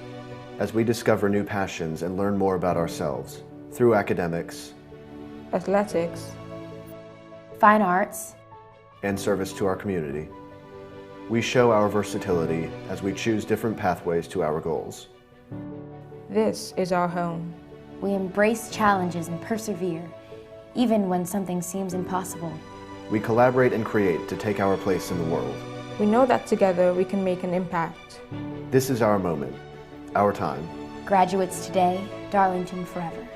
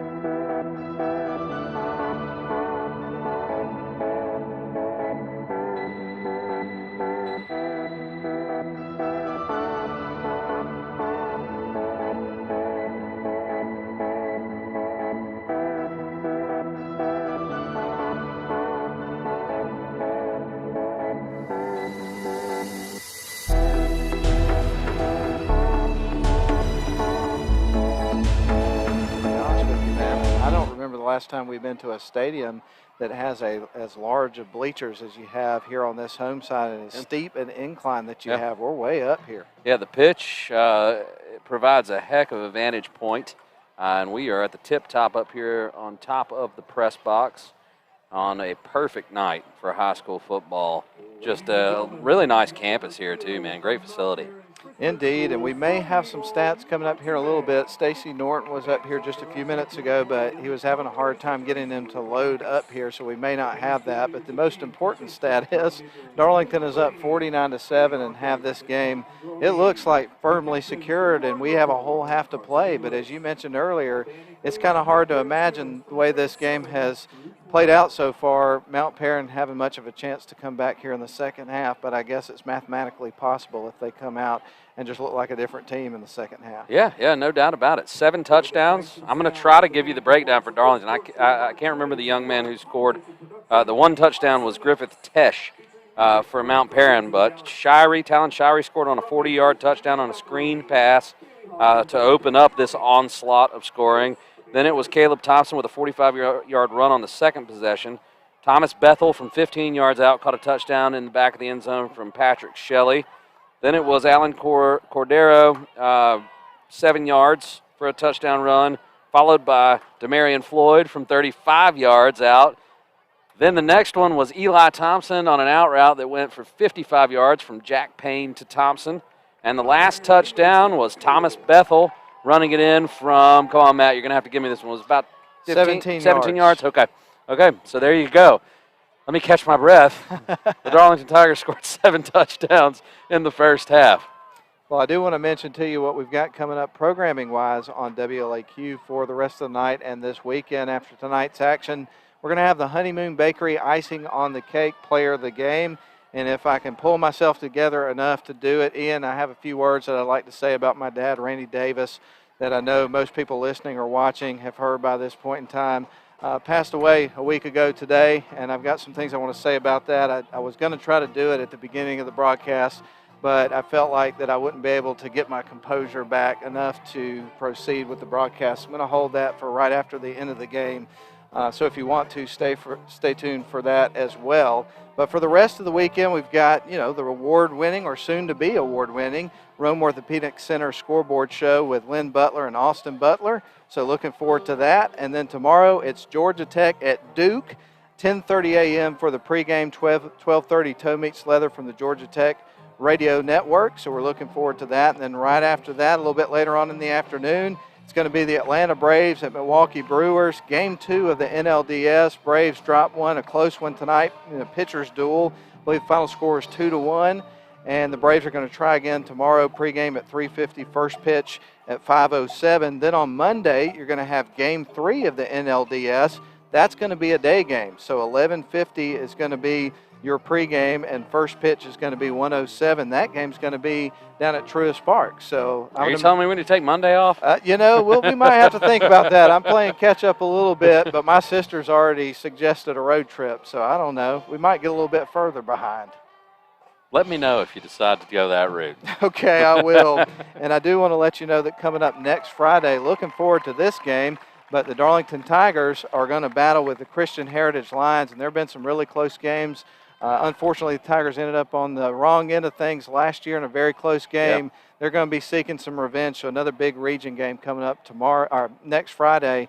And as you mentioned earlier, it's going to be great to be back at the friendly confines of Chris Hunter Stadium at the Lakeside. Man, just a short drive from my house. In the press box at Chris Hunter Stadium. Yes, please, and thank you. Can't wait. While we got a couple of moments, I do want to mention to you a little bit about this stadium. We mentioned to you earlier, it's Catherine Steele Sewell Stadium, and that's the newest athletic facility completed back in August of 2015. It's a multi-purpose facility, home to the football, soccer, track, and lacrosse teams, as well as the Soaring Eagle Marching Band, which we're being entertained by right now as we speak, and located in the stadium.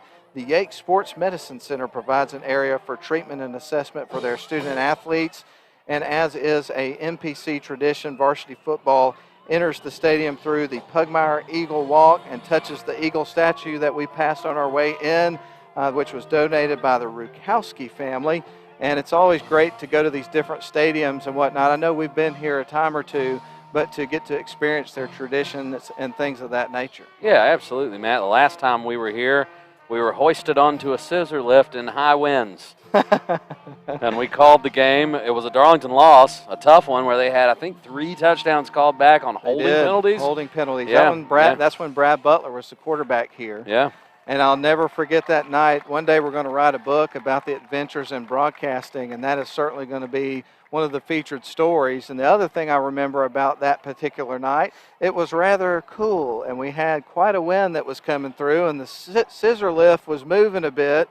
And to be honest with you, I think we both turned extremely pale and had our lives flash before our eyes more than once in that game. Me Matt, and a table full of gear on a scissor lift in high winds. Boy.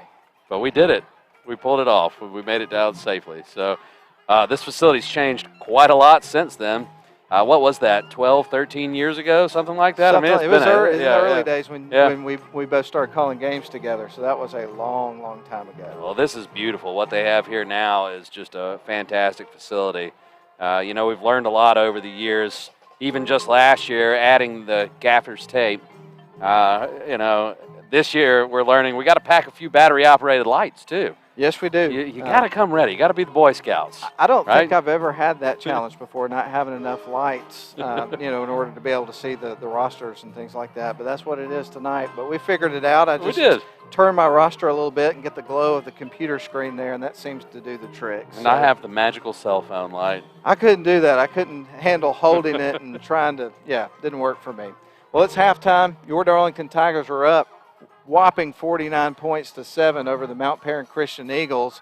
And we've got about 8 minutes and 39 seconds left until we end the halftime. Then we'll have the 3-minute mandatory warm-up period. So I think this is a good point to thank our sponsors that have been with us throughout the season and for a long time. We certainly appreciate them, and without them, it would not be possible for us to bring you these games on the radio.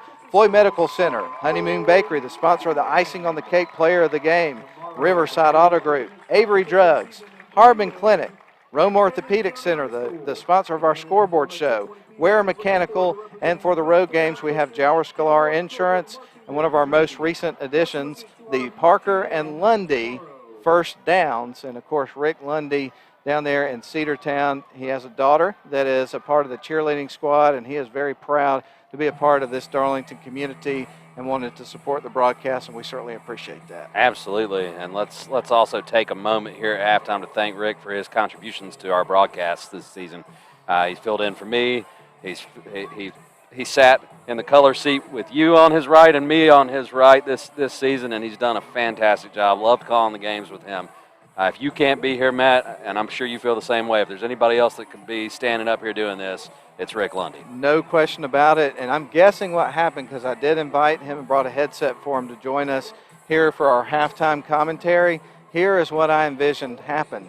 He probably came up to the press box, looked for us. Somebody came to that stairwell and pointed at that ladder and said, "They're up there." And he looked at it and he's like, "I don't have to do this tonight. I'm not doing it again today." Yeah. Because didn't you guys have that situation a week or so ago? Yeah. Kings Ridge, we were up on the nest there, and that ladder is quite steep, So, sorry Rick couldn't join us, but he's here in spirit, and we appreciate all he has done for these broadcasts this season.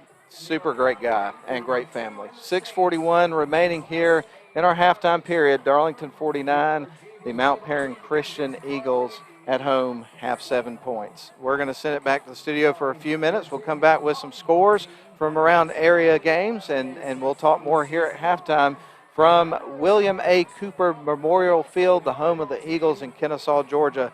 We'll be back in a few minutes. At Darlington, we're proud to wear purple and white. Because Tigers strive for greatness. In the classroom and on the field. We know that we can do anything, be anything, achieve anything. We're part of a program that is 100% dedicated to nourishing our minds and our bodies. As teammates, we push each other further than we ever thought we could go. Because every single one of us has something to contribute. We practice hard so that when we compete, we can leave it all out on the field. With each win, we build confidence. With each loss is a lesson. Our coaches teach us more than technique. They prepare us to be good teammates, friends, and people. We face adversity together and push through to reach our goals. We may struggle, but we will never give up. Because today, tomorrow, forever. We're Darlington Tigers.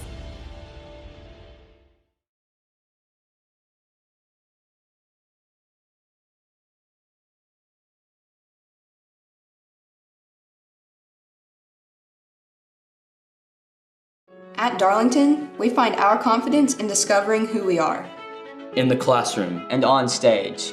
The opportunities are endless. Our creativity knows no bounds as we take risks, explore opportunities, and stretch our minds. Together with our teachers, we use what we've learned to create beauty, to tell stories, to inspire. We discover new passions while allowing existing ones to flourish. We know that we can do anything, be anything, achieve anything. We give our time to something greater than ourselves.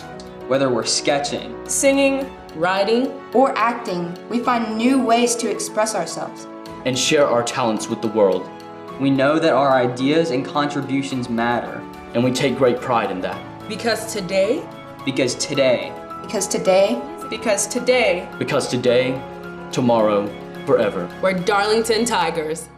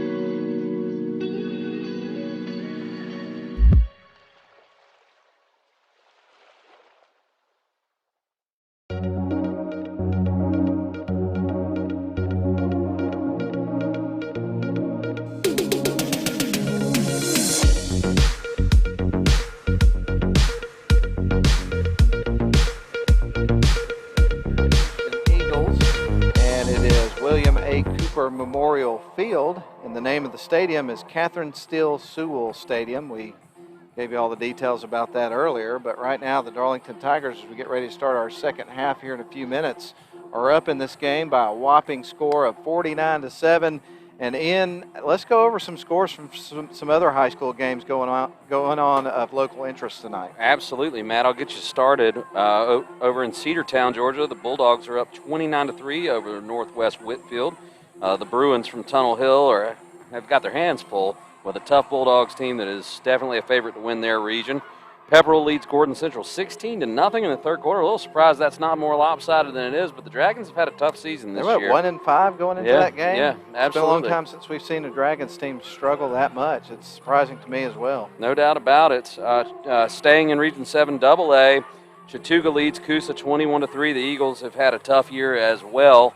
Rome leads East Paulding on the road 28-0. The Wolves seem to have ironed everything out after that loss to Collins Hill, and following it up with the upset to Paulding. They're taking care of East Paulding here on the road. Coach Reed's former team. Yeah. And he's never lost to them since he's been the head coach of the Rome High Wolves, and he never lost to Rome when he was coaching at East Paulding. A little interesting fact. The guy there. Just wins football games, doesn't he? Yes, he does. Not a surprise here. Cartersville blowing Hiram out at halftime, 34-7. Sticking in that region, that AAA region, or Quad A region, Calhoun against Blessed Trinity. That's a big matchup. Blessed Trinity, from what I understand, is not quite at the level they've been at the past few years, but Calhoun is humming right now.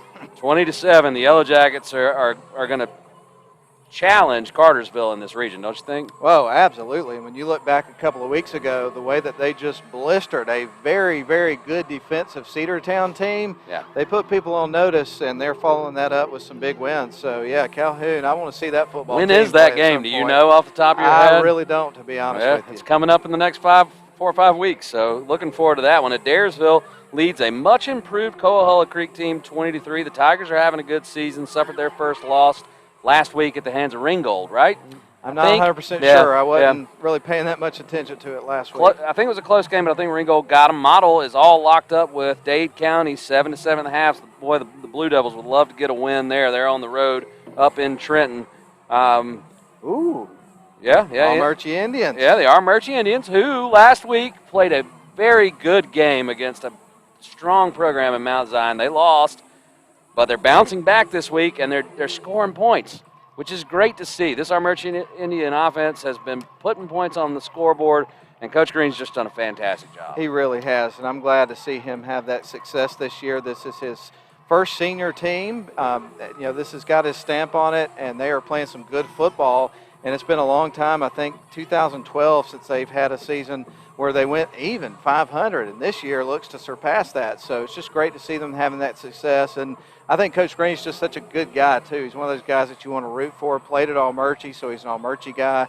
And hopefully the trend continues there, and I think it will. Yeah, absolutely. And the last one, I've got a score on Murray County and Snorville. I have no updates on that one, 0-0. But no surprise here, Rockmart's up 42-0 over LFO as the Yellow Jackets continue their march towards a Region 6 AAA championship. They've got some tough games ahead of them, though, that are going to be interesting to watch. I think Ringgold is the real deal.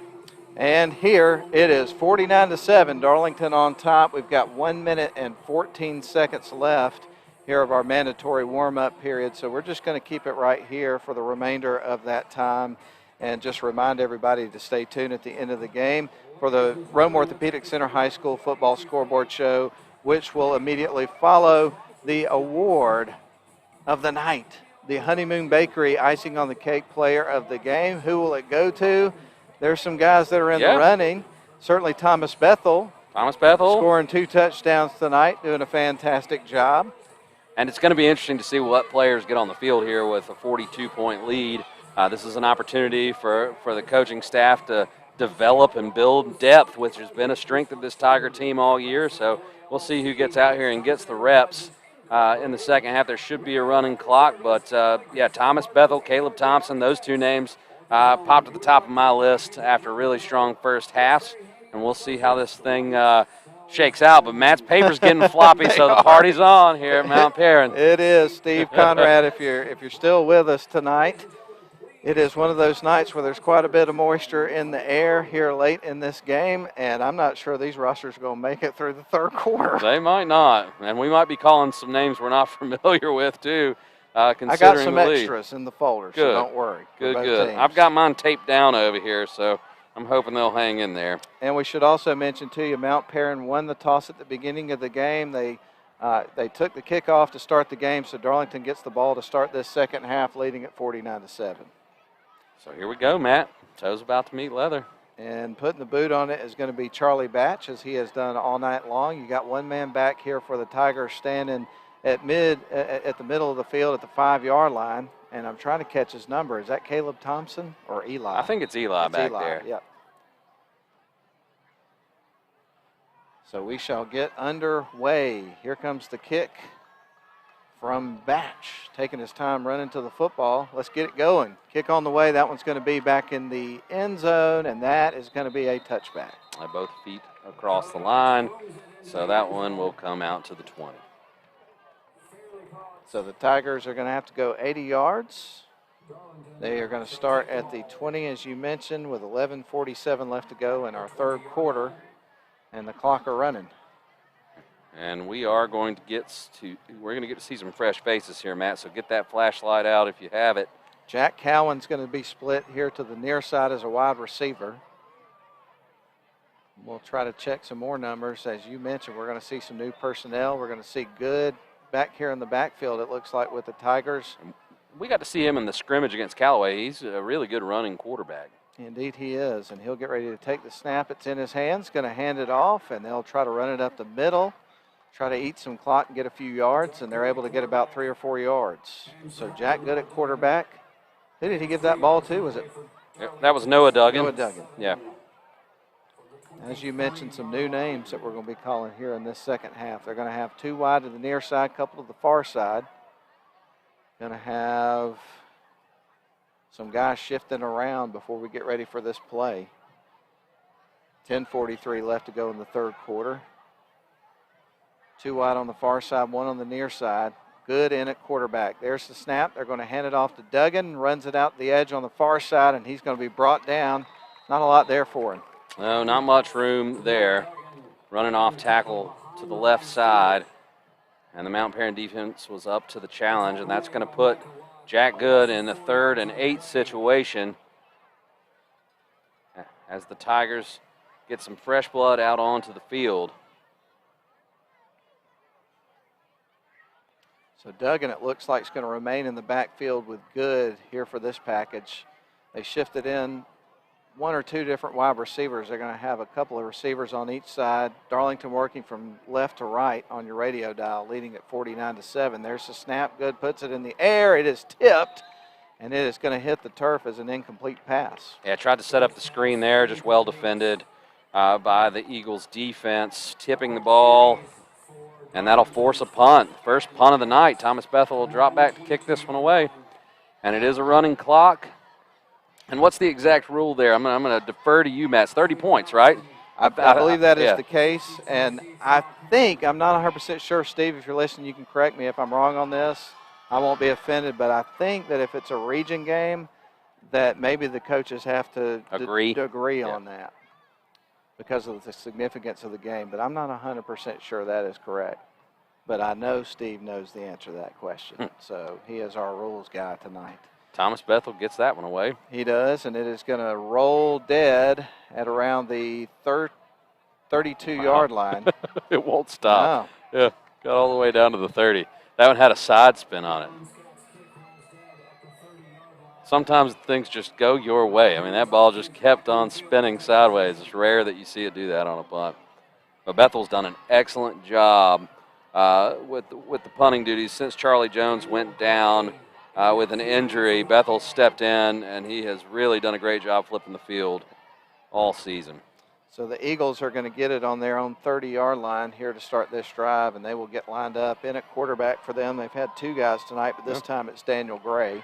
And Daniel Gray was the quarterback on their only scoring drive of the night, so he's had some success handing the ball off to Griffith Tesh, who is in the backfield with him right now. Wide receiver to the near side. There's the snap. They're going to fake it and hand it off to Griffith Tesh, and he finds some success on that play. He got close to a first down.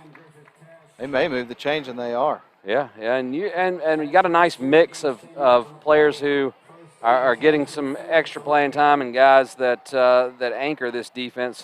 Cordero's still out on the field. You know, Bryant Powell, Christian McClooney, Gatlin Hancock all still on the field. Patrick Shelley is off, and a few other of the starters. Daniel Gray takes the snap. The pass is on the way, and the wide receiver catches the ball and is going to be brought down. We'll see where the spot is for forward progress, but he was able to pick up a pretty good chunk of yards there, about 6 or 7 yards. Yeah, Gray fired that one in there. That was a hot potato, and the receiver who caught that was that number 8, George Jackson III. He really snagged that one out of the air. It was a good catch. Well, here's a first, Ian. What do you got? We have officially stumped the rules analyst. No way. We have. Oh, come on. I'll tell you his response in just a moment. Somebody out there listening knows. I think I'm pretty sure we're right on 30 points, but the coaches having to agree in region play, that one I don't know. Well, the Eagles go back to the line of scrimmage, shotgun formation, 2 wide set. Gray still in at quarterback. He's got Griffith Tesh in the backfield. Here's the snap. He's going to unload a pretty long pass, and it is going to be almost caught by the intended receiver, George Jackson III, and he just couldn't hang on to it. I think that's Eli Thompson that made the play, and unfortunately Jackson is hurt. It was Eli Thompson. He's done that all season. He gets that hand in at the last minute and bats it away. Just excellent defense. Sorry to see this young man down. They're going to have to go out there and check on him. Wow. Look at that. And he kind of every time. Yeah. He looked like he was going to pull it away right there at the end and maybe come away with the catch. But that like right you say, hand he got just it in there. swatting at the ball, man. Don't quit on the play. All right, good to see him up and walking off under his own power. So we've got 6:26 remaining in the third quarter. 49-7 is your score. Darlington on top. Eagles with the football working from right to left. Hope you're enjoying the broadcast, whether you are listening on the radio or the live video stream. We've had a lot of fun here tonight. It's been great to be here down in Kennesaw, Georgia, on just a perfect night for football. Nice, cool fall air. Not cold, but just cool, and it just feels good out here. It's good to have you back, Matt. It's great to be here, man. Wouldn't want to be anywhere else on a Friday night than hang out with you guys and watching the Tigers play. Griffith Tesh in the backfield with Gray. 2 wide receivers to the far side. This is 3rd down and 3 from the 47-yard line. Eagles with the ball. There's the snap. They're going to hand it off to Griffith Tesh, and he gets swallowed up by a big man up the middle by the Darlington Tigers. Didn't catch that young man's number, but let's grab it. True Hayworth. Yeah. Whoa. Yeah.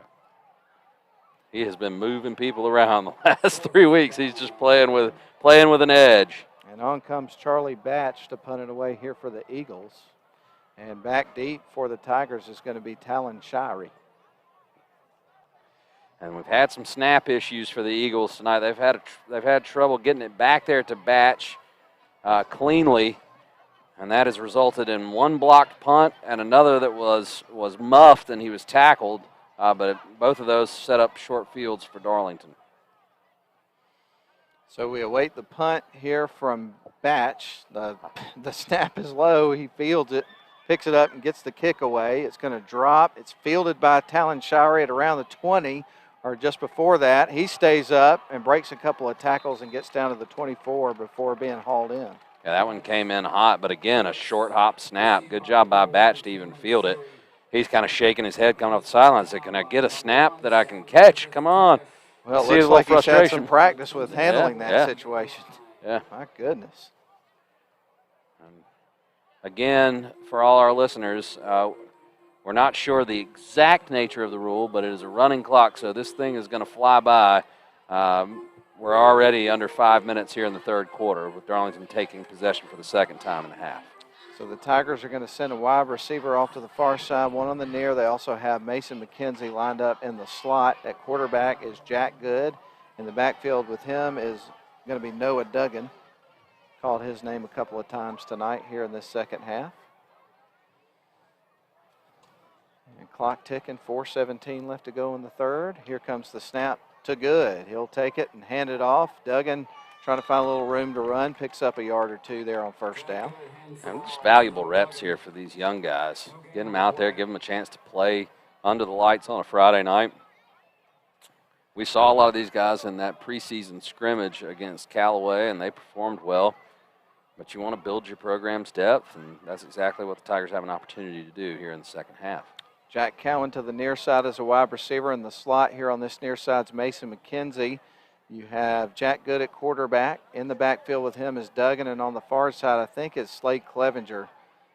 Split wide left. There's a snap. They're going to give it to Duggan. Runs around to the edge, and he's going to be brought down quickly. They've done a good job of closing things off on that edge. Yeah, absolutely. They keep trying to get Duggan out on the perimeter, and the Eagles defense is having none of it here in the second half. 3rd and 10 for Darlington, and we'll see if they unleash the right arm of Jack Good here. We're going to get to see him take a shot downfield. Last time they dialed up a screen play that got tipped at the line of scrimmage. So we get ready for 3rd and 10, ball on the 24-yard line. Darlington with it on their side of the field, leading at 49-7. That was the score at halftime. So here in the first 9 minutes of our third quarter, we hadn't seen any scoring, but we saw plenty of it in that first half. There's a snap. They're going to pull it down and hand it off to Duggan, and he picks up maybe a yard or two, setting up 4th down. So we're going to see the Darlington Tigers go 3 and out and have to punt the football for the second time here in this second half. And, Matt, I'm going to take this opportunity to give you a couple score updates. Our Murchie, 35-14, it's final. Okay, 5-1. The 5-1. Indians move to. Dade County has got a 20-7 lead over the Blue Devils. So Dade County's having a much improved season this year, and we'll touch on some others here a little later. That's the first time Almerchi's won 5 games since 2012. That was John Mullinax, his last year, and he had to leave at the middle of the season. I don't remember what the situation was. I think it was maybe some health issues with a family member or something like that. And then Preston Cash came in and closed out the rest of that year. We covered a lot of those games together. Block kick. It is going to be picked up and ran into the end zone by Hank Stevens of Mount Perrin Christian, and they're on the board for the second time tonight. And we got a Tiger down on the field. I think that's Jack Cowan. It is. Just a little he's got a stinger in his shoulder. He's walking off. But I'll have to look at the replay. But that guy came clean, and I don't know if I've ever seen that. He blocked it, and the ball ricocheted so hard it bounced right back into his chest, and he was able to pick it up and run free into the end zone. So Mount Perrin gets on the board here with a block punt that they converted into a touchdown. And now we will see Mr. Batch come on for the extra point attempt to try to make this a 49-14 ball game. We're almost to the 1 minute mark of our third quarter. With the running clock, this second half is scooting on by rather quickly. And to be honest with you, I'm pretty sure most people are glad at this point. There is the kick. That is going to be right down Broadway. And that is going to make it a 49-14 football game. Eli Thompson almost got that one. He came off the edge and blocked one like that against Bremen last week. And then Bremen returned the favor on the very next extra point after Darlington answered that score. That was an exciting game there in Bremen, and what a good tradition they have. And that one feels like a rivalry. Even though those teams don't play that often, it doesn't feel like there's any love lost between those two teams. And one of the very first games that you and I ever called together. I think it was the first. Was there. Yeah, no doubt about it. We were filling in on Darlington broadcast and went down there and covered that game and had a good time. No doubt about it. And I think that was back in the Brad Butler era of the football team. It was. Felt like he was there forever. It did. It did. Started as a freshman. So yeah. I mean, that anytime you got a kid that can come in and start as a freshman and play 4 years of ball for you, it just feels like they're there for an eternity. Knox Kadum was kind of the same way for Rome. So that's always fun to see. I think we're going to feel that way about Joel Lowenberg when the time comes for that kid to graduate, and he may have broken every tackling record in the Darlington record books. We're going to be like, it's Joel Lowenberg's 50th year of eligibility here at Darlington, but we'll see. Charlie Batch to kick it off here for the Eagles.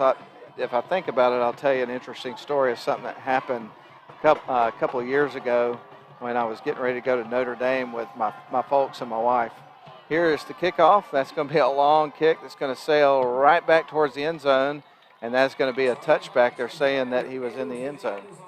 So we quietly crossed the threshold from third to fourth quarter, and the clock is ticking. 49-14, the Tigers lead the Mount Perrin Christian Eagles. Okay, so here's the little story I was going to tell you. It's not a long story, but we were talking about Brad Butler and his time here at Darlington. A couple years ago, had the opportunity, thanks to my mom's brother, Rick, who has a friend that has a condo up at Notre Dame and has season tickets. So we got to go to a football game up there, and when we were at the airport getting ready to get on the plane, we were talking to this young man that played football at Wofford. And we said, well, we're from Rome, Georgia. We cover the Darlington football games, and there's a kid that played there that was a quarterback for 4 years who went to Wofford and played football up there. And he said, who was it? We said, Brad Butler. And he was really good friends with him. So it's kind of crazy to meet that young man. I don't remember his name or where he was from. I think he was from the Atlanta area somewhere. But there's the snap. Got a new quarterback in the game here for Darlington. They hand it to Duggan. Quarterback in the game is Hendricks Jones, getting some snaps here late in the game. And that's going to be a pickup about 4 or 5 yards for Duggan. Yeah, best run of the night for Duggan. Oh, he got 6. And no, 7. It keeps getting better. I know.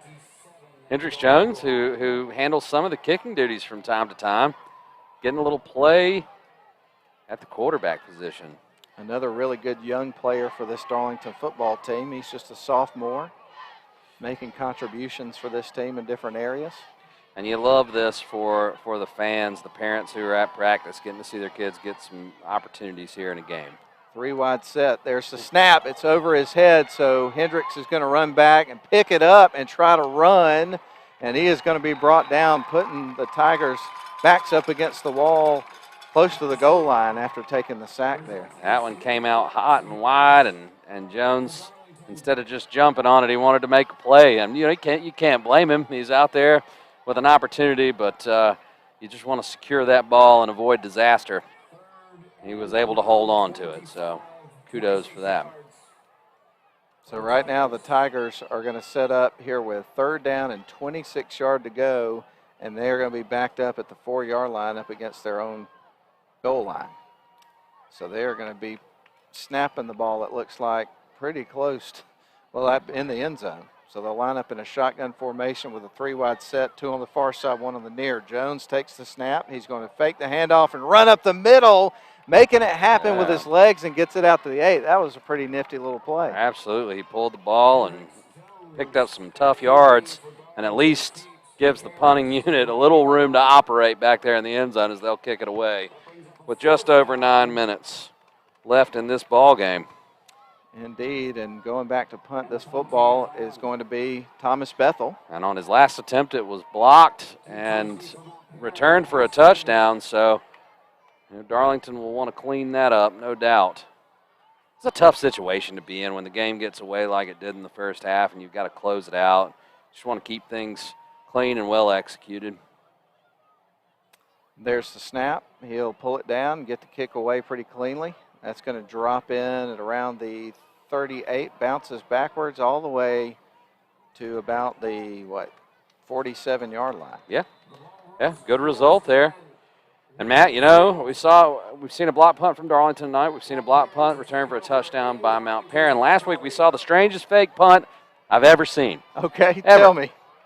So Bremen had the ball right around their 45-yard line, and Rick and I were on the call, and the punter takes the ball, Matt, and he goes for it to punt, and then he takes it underhanded and pitches it up into the air, lobbing it about 10 yards past the line of scrimmage, where 3 Darlington players are surrounding a Bremen guy, and he catches the ball. And I'll tell you what the AD from Bremen told me about that play after this next snap. I don't want to mess with the action here. Well, the Eagles are lining up now, trailing 49-14, 7:35 left in a running clock here in the second half. We are in the fourth quarter. There's the snap. They're going to hand it off, and you've got a young man that's had a big game, Griffith Tesh, running the ball, picks up 7 or 8 yards there on first down. Another big run. Their quarterback that's in right now, Ian, is McKendry.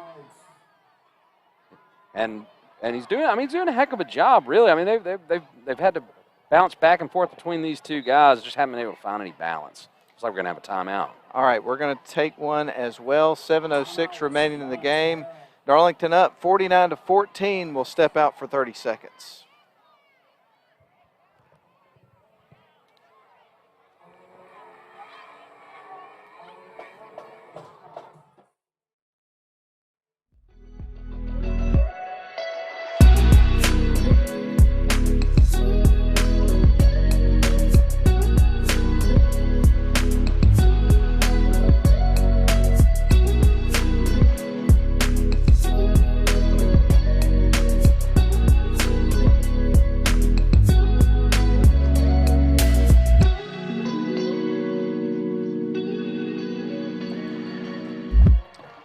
Folks, we're back here at Mount Perrin Christian School in Kennesaw, Georgia, William A. Cooper Memorial Field, home of the Eagles, where the Darlington Tigers have made themselves quite comfortable tonight, leading this one 49-14, 7:06 remaining in the game. And after the timeout, the Eagles will come back to the line of scrimmage right now with 2nd down and 6 with the ball on the Darlington 42.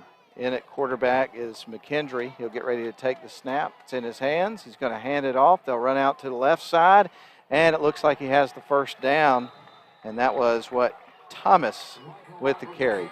Matt, one of our live stream viewers has clarified the rule. Okay. When there is a competitive imbalance between the teams, the coach of the trailing team, if they're down by 30 points or more at halftime, may choose to play the second half with a running clock. The quarters do remain at 12 minutes. Okay. So there you go. Thank you for the clarification. We greatly appreciate it. Not sure who it was, but do appreciate it. A little help from our friends tonight. Yeah. Never hurts. I'm going to get back to that punt at some point. I know. I want to hear the rest of the story, and we're going to get an opportunity here in a moment, I think. McKendree getting set to snap the ball here in just moments. 1st and 10, ball on the 36 here for the Eagles. 6:05 left to go in this football game. Darlington on top 49-14. And here's the snap to McKendree. They're going to hand it off and try to run it up the gut this time, and picking up 3 or 4 yards they will get.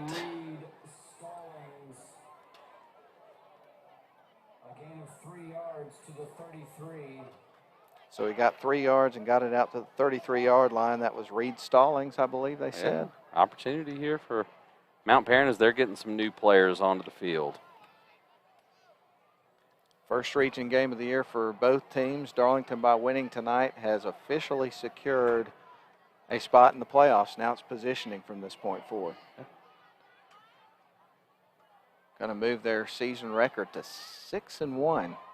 There's the snap, going to hand it off, go back to Reed Stallings, and he is going to get all the way down to about the 22-yard line, so that'll be a first down for the Eagles, and they are close to the red zone. So this punt play, okay, he tosses it in the air, and the Bremen player catches it. Apparently it's called Peter punt. That's what they call it. So when the players are trying to tell the other guys to get away from the ball, they scream, Peter, Peter, Peter. So that's what the Bremen players were doing, and the Darlington players thought it was a punt, but it was actually a forward pass. Never seen anything like it. It was crazy. I'm going to have to go back and figure out how to watch that again. It threw Rick Lundy for a loop as well. Golly. Man goes in motion. There's the snap. We got a new quarterback into the game, and he is going to run the football, and he'll be brought down at the 20-yard line. Well, the refs are letting him play because there was a blatant hold on that play. They're just letting them go out and knock themselves out at this point. Third quarterback into the game here for the Eagles. That was B.J. Ray running the football.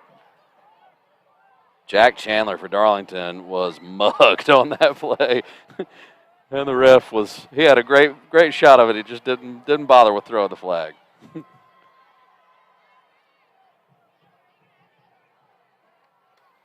to send 2 wide receivers off to the far side.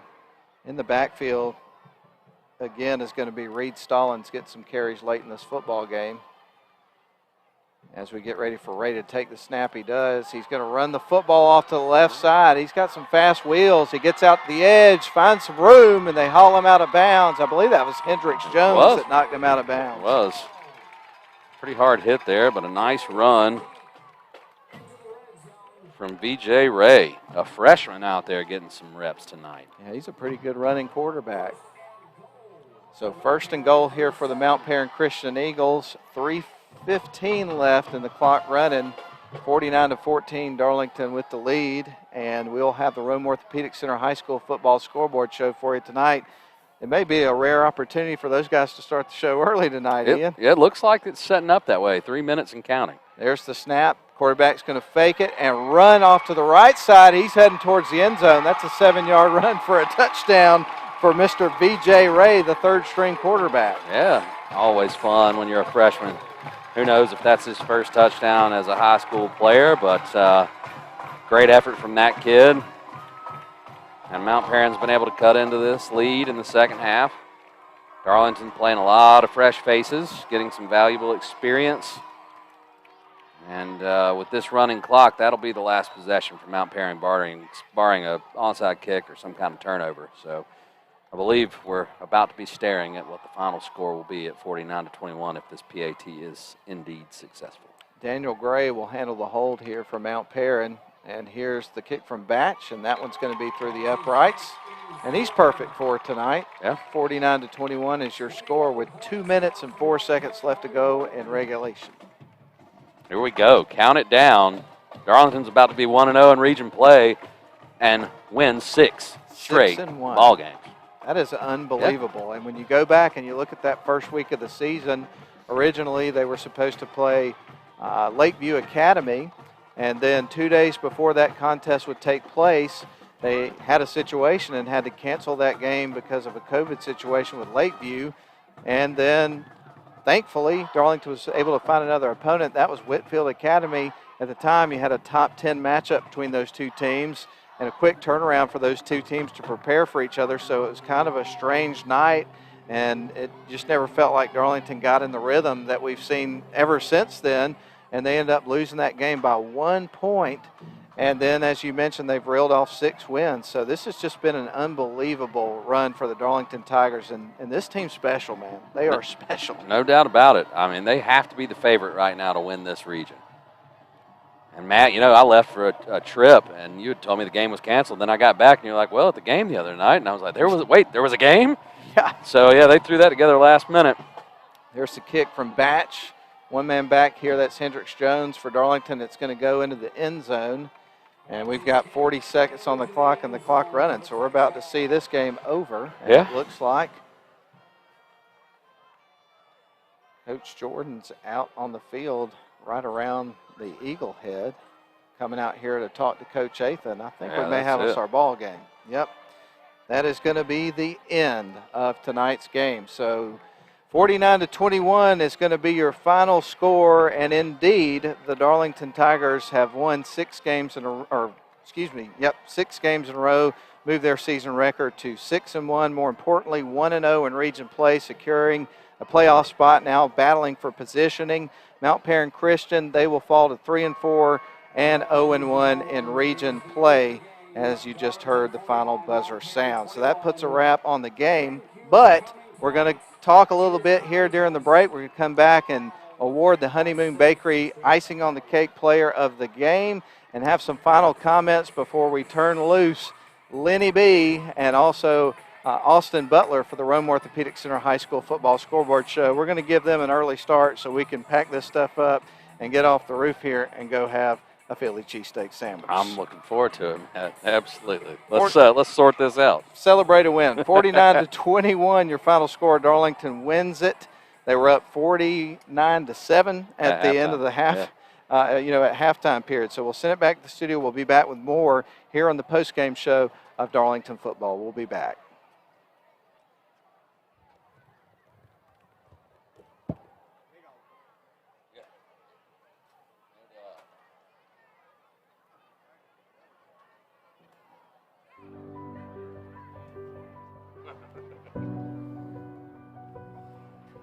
Here, I'm becoming who I want to be. Let's do it. Here, I am looking toward my future. Here, we learn from our failures so that we may soon succeed. Here, we're passionate about learning and trying new things every day. Here, we search for new perspectives and cultures so we can better understand the world. Because at Darlington, we know we're in the most trusted hands. As we discover new passions and learn more about ourselves through academics, athletics, fine arts, and service to our community, we show our versatility as we choose different pathways to our goals. This is our home. We embrace challenges and persevere, even when something seems impossible. We collaborate and create to take our place in the world. We know that together we can make an impact. This is our moment, our time. Graduates today, Darlington forever.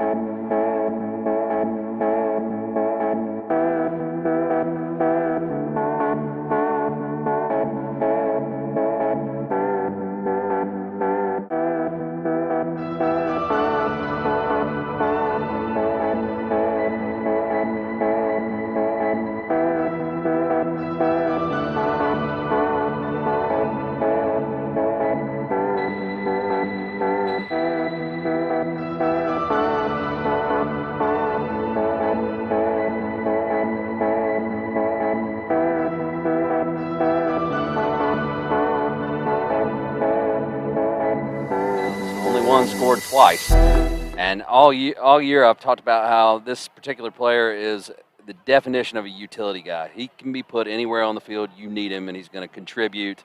And tonight he found pay dirt twice, and it's nice to see guys who are willing to do whatever they need get into the end zone like that. Thomas Bethel is your Honeymoon Bakery icing on the cake player of the game. Congratulations, Thomas Bethel. It's been an absolute joy watching you play with these Darlington Tigers the last couple of years. And then, of course, he came into the season a little bit late this year because of an injury that he had back in baseball season right there at the end.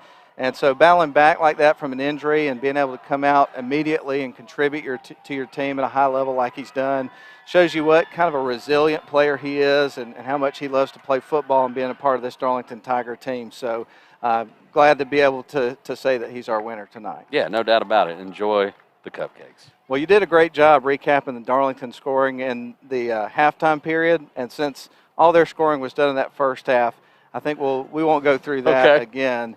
But I do have one thing that I want to say before we leave. At the beginning of the night, we dedicated this broadcast to my dad, Randy Davis, and a lot of you know that last week he died. He had an injury from a couple of weeks ago. My mom and myself and my dad had a nice lunch downtown, and on the way back to the car from our lunch, he fell and sustained an injury that he would not recover from. And it's heartbreaking. I've lost a mentor. I've lost a best friend. And more importantly, I lost my dad. But he never let me down, no matter what. Even in my worst times as a teenager and in my early 20s when probably wasn't making the best decisions and things like that, he had my back all the way. And I just want to say that we feel so fortunate to get to be here tonight. And he didn't give us his chair, he gave us our own. And that's what's so special about it, because you never could fill his chair and you wouldn't want to try. But he gave us our own chair to have an opportunity to be here and call these games and be a part of the airwaves of WLAQ. And I just can't say how much I appreciate that and the way that he did that. And so with that said, I just want to tell everybody that when you go home tonight, make sure to hug your loved ones tightly and don't lose an opportunity to tell them how much you love them, because you never know when it's the last chance you'll get. You never know. And I'm sorry I'm getting emotional, but I just had to get that off my chest. Oh, man, we love you. Everybody here loves you, and everybody loved your father.